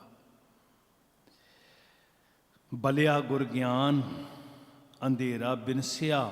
ਤੇ ਜਦੋਂ ਅੰਧੇਰਾ ਬਿਨਸਿਆ ਤੇ ਸਭ ਕਿਛ ਘਰ ਮੈਂ ਬਾਹਰ ਨਾਹੀਂ, ਕੀ ਲੱਭਿਆ ਅੰਦਰੋਂ? ਹਰ ਰਤਨ ਪਦਾਰਥ ਲਾਦਾ। ਸਾਰਾ ਕੁਝ ਕੋਠੜੀ 'ਚ ਅੰਤਰ ਖੂਟਾ ਅੰਮ੍ਰਿਤ ਭਰਿਆ। ਉਸ ਖਸਮ ਨੇ, ਮਾਲਕ ਨੇ ਨਾ ਮੁੱਕਣ ਵਾਲਾ ਅੰਮ੍ਰਿਤ ਦਾ ਖੂਹ ਅੰਦਰ ਭਰਿਆ ਹੋਇਆ ਸੀ। ਹਨੇਰਾ ਹੀ ਇੰਨਾ ਸੀ, ਕਦੀ ਦਰਵਾਜ਼ਾ ਹੀ ਨਹੀਂ ਖੋਲਿਆ, ਪਤਾ ਹੀ ਨਹੀਂ ਅੰਦਰ ਕੀ ਹੈ। ਤੇ ਖੋਲਾਂਗੇ ਤੇ ਅੰਦਰ ਚਾਨਣ ਹੋਏਗਾ ਨਾ ਜੀ। ਗੁਰ ਕੁੰਜੀ ਪਹੁ ਨਿਵਲ, ਮਨ ਕੋਠਾ ਤਨ ਛੱਤ, ਗੁਰ ਬਿਨ ਮਨ ਕਾ ਤਾਕ ਨਾ ਉਗੜੈ, ਅਵਰ ਨਾ ਕੁੰਜੀ ਹੱਥ। ਜੇ ਤਖਤੇ ਖੋਲਣੇ ਨੇ ਨਾ, ਜੇ ਕਵਾੜ ਖੋਲਣੇ ਨੇ, ਵੀ ਇਹ ਪਰਦੇ ਹਟਣ, ਅੰਦਰ ਚਾਨਣ ਹੋਵੇ, ਅੰਦਰ ਰੋਸ਼ਨ ਹੋਵੇ ਸਾਡਾ ਹਿਰਦਾ, ਸਾਡੀ ਸੋਚ, ਸਾਡੀ ਸੁਰਤ ਜਾਗੇ। ਨਹੀਂ ਤੇ ਕੋਲ ਬੈਠ ਕੇ ਸੱਜਣ ਵਾਂਗ, ਭੂਮੀਏ ਵਾਂਗ, ਉਨੀ ਦੇਰ ਕੁਝ ਨਹੀਂ ਪਤਾ ਲੱਗਦਾ ਸਾਧ ਸੰਗਤ ਜੀ। ਕੰਨਾਂ ਨਾਲ ਹੁਣ ਪ੍ਰਿਥੀ ਚੰਦ ਕਿਹੜਾ ਪਾਠ ਨਹੀਂ ਸੁਣਦਾ ਹੋਏਗਾ ਜੀ? ਗੱਲ ਸਿਰਫ ਸੁਣਨ ਦੀ ਨਹੀਂ ਹੈ। ਉਹ ਤੀਰ ਬਣ ਕੇ ਜਦੋਂ ਹਿਰਦੇ 'ਚ ਵੱਜ ਗਏ, ਵਿੰਨ ਗਏ ਨਾ, ਤੇ ਇੱਕ ਸ਼ਬਦ ਨੇ ਸੱਜਣ ਦੀ ਸਾਰੀ ਬੁਰਾਈ ਦੂਰ ਕਰ ਦਿੱਤੀ ਜੀ। ਔਰ ਸਾਰਾ ਇਤਿਹਾਸ ਭਰਿਆ ਪਿਆ। ਜਿਹਨੇ ਜਿਹਨੇ ਗੁਰੂ ਦਾ ਸੰਗ ਕੀਤਾ, ਕਿਣਕਾ ਏਕ ਜਿਸ ਜੀਵ ਸਾਵੈ, ਤਾਂ ਕੀ ਮਹਿਮਾ ਗਣੀ ਨਾ ਹੋਵੇ। ਮੇਰੀ ਬੇਨਤੀ ਹੈ ਤੁਹਾਡੇ ਚਰਨਾਂ 'ਚ, ਇਹ ਸੰਸਥਾ ਜਾਂ ਸਾਰੇ ਗੁਰਸਿੱਖ ਤੁਸੀਂ ਉਦਮਸ਼ੀਲ ਹੋ, ਬਾਣੀ ਨੂੰ ਪੀਣ ਦਾ ਯਤਨ ਕਰੀਏ। ਰਸ ਜਾਣ ਕੇ ਨਾ, ਇੱਕ ਇੱਕ ਅੱਖਰ ਨੂੰ, ਇੱਕ ਇੱਕ ਸ਼ਬਦ ਨੂੰ ਪਰਿਵਾਰ ਇਕੱਠਾ ਬੈਠ ਕੇ, ਕੋਈ ਗੱਲ ਨਹੀਂ 5 ਸਾਲ ਲੱਗ ਜਾਣ, 2 ਸਾਲ ਲੱਗ ਜਾਣ, 4 ਸਾਲ ਲੱਗ ਜਾਣ, ਸਹਿਜ ਪਾਠ ਨਿਬੜਦਿਆਂ ਇੱਕ ਇੱਕ ਸ਼ਬਦ ਦੇ ਰਸ ਨੂੰ ਪੀਣ ਦਾ ਯਤਨ ਕਰੀਏ, ਡਿਸਕਸ ਕਰੀਏ। ਭੋਲੇ ਜੇ ਬੱਚੇ, ਔਰ ਅਸੀਂ ਤੇ ਡਰਾ ਬੜਾ ਦਿੱਤਾ ਨਾ। ਮੈਂ ਇਹ ਚੰਗੀ ਗੱਲ ਆ, ਬਾਣੀ ਸ਼ੁੱਧ ਪੜ੍ਹਨੀ ਬਹੁਤ ਉੱਤਮ ਗੁਣ ਹੈ, ਪਰ ਸਾਧ ਸੰਗਤ ਜੀ ਦੁਨੀਆ 'ਚ ਕੋਈ ਬਾਂਹ ਖੜੀ ਕਰਕੇ ਕਹਿ ਸਕਦਾ ਵੀ ਮੈਂ ਸਭ ਤੋਂ ਸ਼ੁੱਧ ਪੜ੍ਹਦਾ? ਘੱਟੋ ਘੱਟ ਮੈਂ ਨਹੀਂ ਕਹਿ ਸਕਦਾ। ਨਹੀਂ ਪਾਪ ਲੱਗਦਾ। ਤੁਸੀਂ ਆਪਣੇ ਬੱਚਿਆਂ ਨੂੰ ਲਾਓ ਨਾਲ, 20 ਮਿੰਟ ਰੋਜ਼ ਰੱਖੋ, ਇੱਕ ਸ਼ਬਦ ਪੜ੍ਹਨਾ, ਤੇ ਉਹ ਭੋਲੇ ਭੋਲੇ ਬੱਚੇ ਡਿਸਕਸ਼ਨ ਕਰਨ ਕਿ ਬਾਬਾ ਜੀ ਕੀ ਕਹਿੰਦੇ ਨੇ ਤੇ ਸਾਡੇ ਘਰ ਕੀ ਉੱਦਾਂ ਹੁੰਦਾ। ਫਿਰ ਚਾਨਣ ਆਉਣਾ, ਫਿਰ ਮਨਹੂਸ ਹਨੇਰਾ ਤੁਹਾਡੇ ਘਰ 'ਚ ਚਲਿਆ ਜਾਣਾ। ਫਿਰ ਅਪਸ਼ਗਨੀ ਵਾਲਾ ਜਿਹੜਾ ਸੋਗ ਦਾ ਪ੍ਰਤੀਕ ਹਨੇਰਾ ਹੈ ਨਾ, ਉਹ ਸਦਾ ਲਈ ਚਲਿਆ ਜਾਣਾ, ਤੇ ਬਿਨਾਂ ਲਾਈਟ ਤੋਂ ਹੀ ਫਿਰ ਸਦੀਵ ਅਟਲ ਸੂਰਜ ਅੰਦਰ ਚੜ੍ਹ ਜਾਣਾ। ਇੰਨਾ ਜੀਵਨ ਰੋਸ਼ਨ ਹੋਣਾ ਜੀ। ਫਿਰ ਰਤਨ ਪਦਾਰਥ ਅੰਦਰੋਂ ਹੀ ਲੱਭਣੇ। ਸਾਧ ਸੰਗਤ ਜੀ, ਸਾਡੇ ਕੋਲ ਏਡੀ ਕਮਾਲ ਦੀ ਮਸ਼ਾਲ ਜਗ ਰਹੀ ਹੈ। ਅੱਜ ਵੀ ਦੀਵੇ ਜਗਾ ਕੇ ਬੱਤੀਆਂ ਦੇ ਪੁਜਾਰੀ ਬਣੇ ਹੋਏ ਆ, ਥਾਲਾਂ ਚਾਰਤੀਆਂ ਪੂਜੀਆਂ ਜਾ ਰਹੀਆਂ, ਲਾਈਟਾਂ ਨੂੰ ਮੱਥੇ ਟੇਕੇ ਜਾ ਰਹੇ ਆ। ਮੈਂ ਕਈ ਵਾਰੀ ਹੈਰਾਨ ਹੁੰਦਾ ਵੀ ਜਿਹੜੀ ਜਾਗਤ ਜੋਤ ਪ੍ਰਤੱਖ ਹਾਜ਼ਰ ਨਾਜ਼ਰ ਸ੍ਰੀ ਗੁਰੂ ਗ੍ਰੰਥ ਸਾਹਿਬ ਜੀ ਨੂੰ ਛੱਡ ਕੇ ਜਿੱਥੇ ਕਲਪਤ ਦੀਵਾ ਜਗਿਆ ਹੁੰਦਾ, ਉੱਥੇ ਭੱਜ ਕੇ ਸਾਰੇ ਮੱਥਾ ਟੇਕਣ ਜਾ ਰਹੇ ਹੁੰਦੇ। ਕਮਾਲ ਹੋ ਗਈ ਸਾਡੀ। ਸਾਨੂੰ ਤਾਂ ਕਿਹਾ ਸੀ ਗੁਰਬਾਣੀ ਇਸ ਜੱਗ ਮੈਂ ਚਾਨਣ, ਪਰ ਅਸੀਂ ਸਤਿਗੁਰ ਜੀ ਤੇਰੇ ਚਾਨਣ ਵੱਲ ਪਿੱਠ ਕਰਕੇ ਅਸੀਂ ਉਹ ਅੱਗ ਦੇ ਪੁਜਾਰੀ ਬਣ ਕੇ ਸਾਰਾ ਕੁਝ ਗੁਰਦੁਆਰੇ ਲੈ ਆਂਦਾ ਹੋਇਆ। ਖਿਮਾ ਕਰਿਓ, ਅਸੀਂ ਨਹੀਂ ਤੇਰੀ ਗੱਲ ਮੰਨਣੀ ਬਾਬਾ ਜੀ, ਅਸੀਂ ਸਾਰਾ ਕੁਝ ਗੁਰਦੁਆਰੇ ਲੈ ਆਂਦਾ ਹੋਇਆ। ਜਿਹੜੀਆਂ ਗੱਲਾਂ ਤੋਂ ਤੂੰ ਮਨਾ ਕੀਤਾ ਸੀ, ਅਸੀਂ ਚਾਨਣ ਵੱਲ ਅੱਖਾਂ ਮੀਟੀਆਂ। ਤੇ ਇੱਕ ਜਾਨਵਰ ਹੈਗਾ ਜਿਹੜਾ ਸੂਰਜ ਦੇ ਚਾਨਣ 'ਚ ਅੱਖਾਂ ਮੀਟ ਕੇ ਰੱਖਦਾ, ਕੀ ਕਹਿੰਦੇ ਉਹਨੂੰ? ਹਾਂਜੀ, ਕੀ ਕਹਿੰਦੇ ਆ ਜੀ? ਉੱਲੂ ਕਹਿੰਦੇ ਆ। ਚਾਨਣ ਤੇ ਹੈਗਾ, ਚਾਨਣ ਦਾ ਦੋਸ਼ ਨਹੀਂ ਹੈ। ਕਬੀਰ ਸਾਚਾ ਸਤਿਗੁਰ ਕਿਆ ਕਰੇ, ਜੋ ਸਿੱਖਾਂ ਮੈਂ ਚੂਕ ਅੰਧੇ ਏਕ ਨਾ ਲੱਗ ਗਈ। ਇਧਰੋਂ ਫੂਕ ਮਾਰੀ ਜਿਵੇਂ ਬਾਂਸ 'ਚ ਉਧਰ ਨੂੰ ਨਿਕਲ ਗਈ। ਕਮਾਲ ਹੋ ਗਈ। ਚਾਨਣ ਦੀ ਗੱਲ ਕਰਨ ਵਾਲੇ ਹਨੇਰਾ ਢੋ ਰਹੇ ਆ। ਚਾਨਣ ਲੈ ਕੇ ਤੁਰਨ ਵਾਲੇ, ਚਾਨਣ ਵੰਡਣ ਵਾਲੇ, ਉਹ ਕਹਿ ਰਹੇ ਨੇ ਕੋਈ ਅੱਗ ਦਾ ਪੁਜਾਰੀ ਹੈ, ਕੋਈ ਵੀਰਵਾਰ ਦਾ ਪੁਜਾਰੀ ਹੈ, ਕੋਈ ਪੂਰਨਮਾਸ਼ੀ ਦਾ ਪੁਜਾਰੀ। ਹੱਦ ਹੋ ਗਈ ਸਾਡੀ ਜੀ। ਇੰਨਾ ਆਤਮ ਵਿਸ਼ਵਾਸ ਆਏ, ਇੰਨਾ ਭਰੋਸਾ ਦ੍ਰਿੜ ਹੋਏ, ਤੇ ਇਸ ਚਾਨਣ ਵਿੱਚ ਡਰ ਮੁੱਕ ਜੇ। ਸਾਧ ਸੰਗਤ, ਇਸ ਚਾਨਣ ਵਿੱਚ ਸਭ ਤੋਂ ਪਹਿਲਾਂ ਨਿੱਜ ਵੇਖ ਸਕੀਏ, ਆਪਣਾ ਆਪ ਜਿਹੜਾ ਨਹੀਂ ਵੇਖਿਆ ਜਾ ਰਿਹਾ। ਦੁਨੀਆ ਵੇਖਣ ਦੀ ਸ਼ਕਤੀ ਰੱਖਦੇ ਆ, ਆਪਣਾ ਆਪ ਨਹੀਂ ਵੇਖਿਆ ਜਾ ਰਿਹਾ ਕਿ ਕੌਣ ਹਾਂ। ਤੇ ਜਿੱਦਣ ਇਹ ਚਾਨਣ ਅੰਦਰ ਹੋਇਆ, ਫਿਰ ਪਤਾ ਲੱਗਿਆ ਮਨ ਤੂੰ ਜੋਤ ਸਰੂਪ ਹੈ, ਆਪਣਾ ਮੂਲ ਪਛਾਣ। ਮਨ ਹਰ ਜੀ ਤੇਰੇ ਨਾਲ ਹੈ। ਕਿਵੇਂ ਦਿਸਣਾ ਜੀ? ਗੁਰਮਤੀ ਰੰਗ ਮਾਣ। ਗੁਰਮਤੀ ਇਹ ਗੁਰੂ ਦੀ ਮਾਤੀ ਤੇ ਚਾਨਣ ਹੈ ਨਾ। ਬਾਣੀ ਪੜ੍ਹਦੇ ਹਾਂ, ਪ੍ਰੇਮ ਕਰਦੇ ਹਾਂ, ਤੇਰੀ ਮੱਤ ਆ ਜੇ ਪਾਤਸ਼ਾਹ, ਅਸੀਂ ਰੰਗ ਮਾਣ ਸਕੀਏ। ਭੁੱਲਾਂ ਬਖਸ਼ਿਓ, ਇਹਦੇ ਤੋਂ ਬਿਨਾਂ ਸਰਨਾ ਹੈ ਨਹੀਂ। ਸਾਧ ਸੰਗਤ ਜੀ, ਗੁਰਬਾਣੀ ਚਾਨਣ ਤੋਂ ਬਿਨਾਂ ਹੋਰ ਕੋਈ ਰਾਹ ਨਹੀਂ ਹੈ ਸਾਡਾ। ਤੇ ਆਪਣੇ ਘਰਾਂ 'ਚ ਇੱਕ ਚਿੰਨ੍ਹ ਜਗਾ ਲਓ, ਆਪਣੇ ਆਪਣੇ ਨਿੱਜ 'ਚ ਇੱਕ ਲਾਈਟ, ਇੱਕ ਦੀਵਾ ਬਹੁਤ ਹੈ। ਜਨਮਾਂ ਜਨਮਾਂ ਦਾ ਹਨੇਰਾ ਮਿਟਾ ਦੇਗਾ। ਵਾਹਿਗੁਰੂ ਕਰੇ ਸੱਚੇ ਪਾਤਸ਼ਾਹ ਤਰਸ ਕਰੋ, ਦਇਆ ਕਰੋ, ਸਾਡੇ ਇਸ ਘੁੱਪ ਹਨੇਰੇ ਵਿੱਚੋਂ ਸਾਨੂੰ ਕੱਢੋ ਮਹਾਰਾਜ, ਚਾਨਣ ਹੋ ਜਾਏ। ਭੁੱਲਾਂ ਬਖਸ਼ਦੇ, ਅਸੀਸ ਦਿਓ, ਮਾਣ ਤੁਸੀਂ ਦਿੰਦੇ ਹੋ। ਇੱਦਾਂ ਹੀ ਸਿਰ 'ਤੇ ਹੱਥ ਰੱਖਿਓ। ਗੁਰੂ ਸਾਹਿਬ ਵਿਵੇਕ ਬੁੱਧੀ ਬਖਸ਼ਣ, ਭਾਵਨਾ ਬਖਸ਼ਣ, ਸ਼ਰਧਾ ਬਖਸ਼ਣ। ਦਾਤਾ ਜੀ ਤੇਰੀ ਬਾਣੀ ਨਾਲ ਸੱਚੀ ਸੁਰਤ ਕਰਕੇ ਅੰਦਰੋਂ ਜੁੜ ਸਕੀਏ। ਵਾਹਿਗੁਰੂ ਜੀ ਕਾ ਖਾਲਸਾ, ਵਾਹਿਗੁਰੂ ਜੀ ਕੀ ਫਤਿਹ।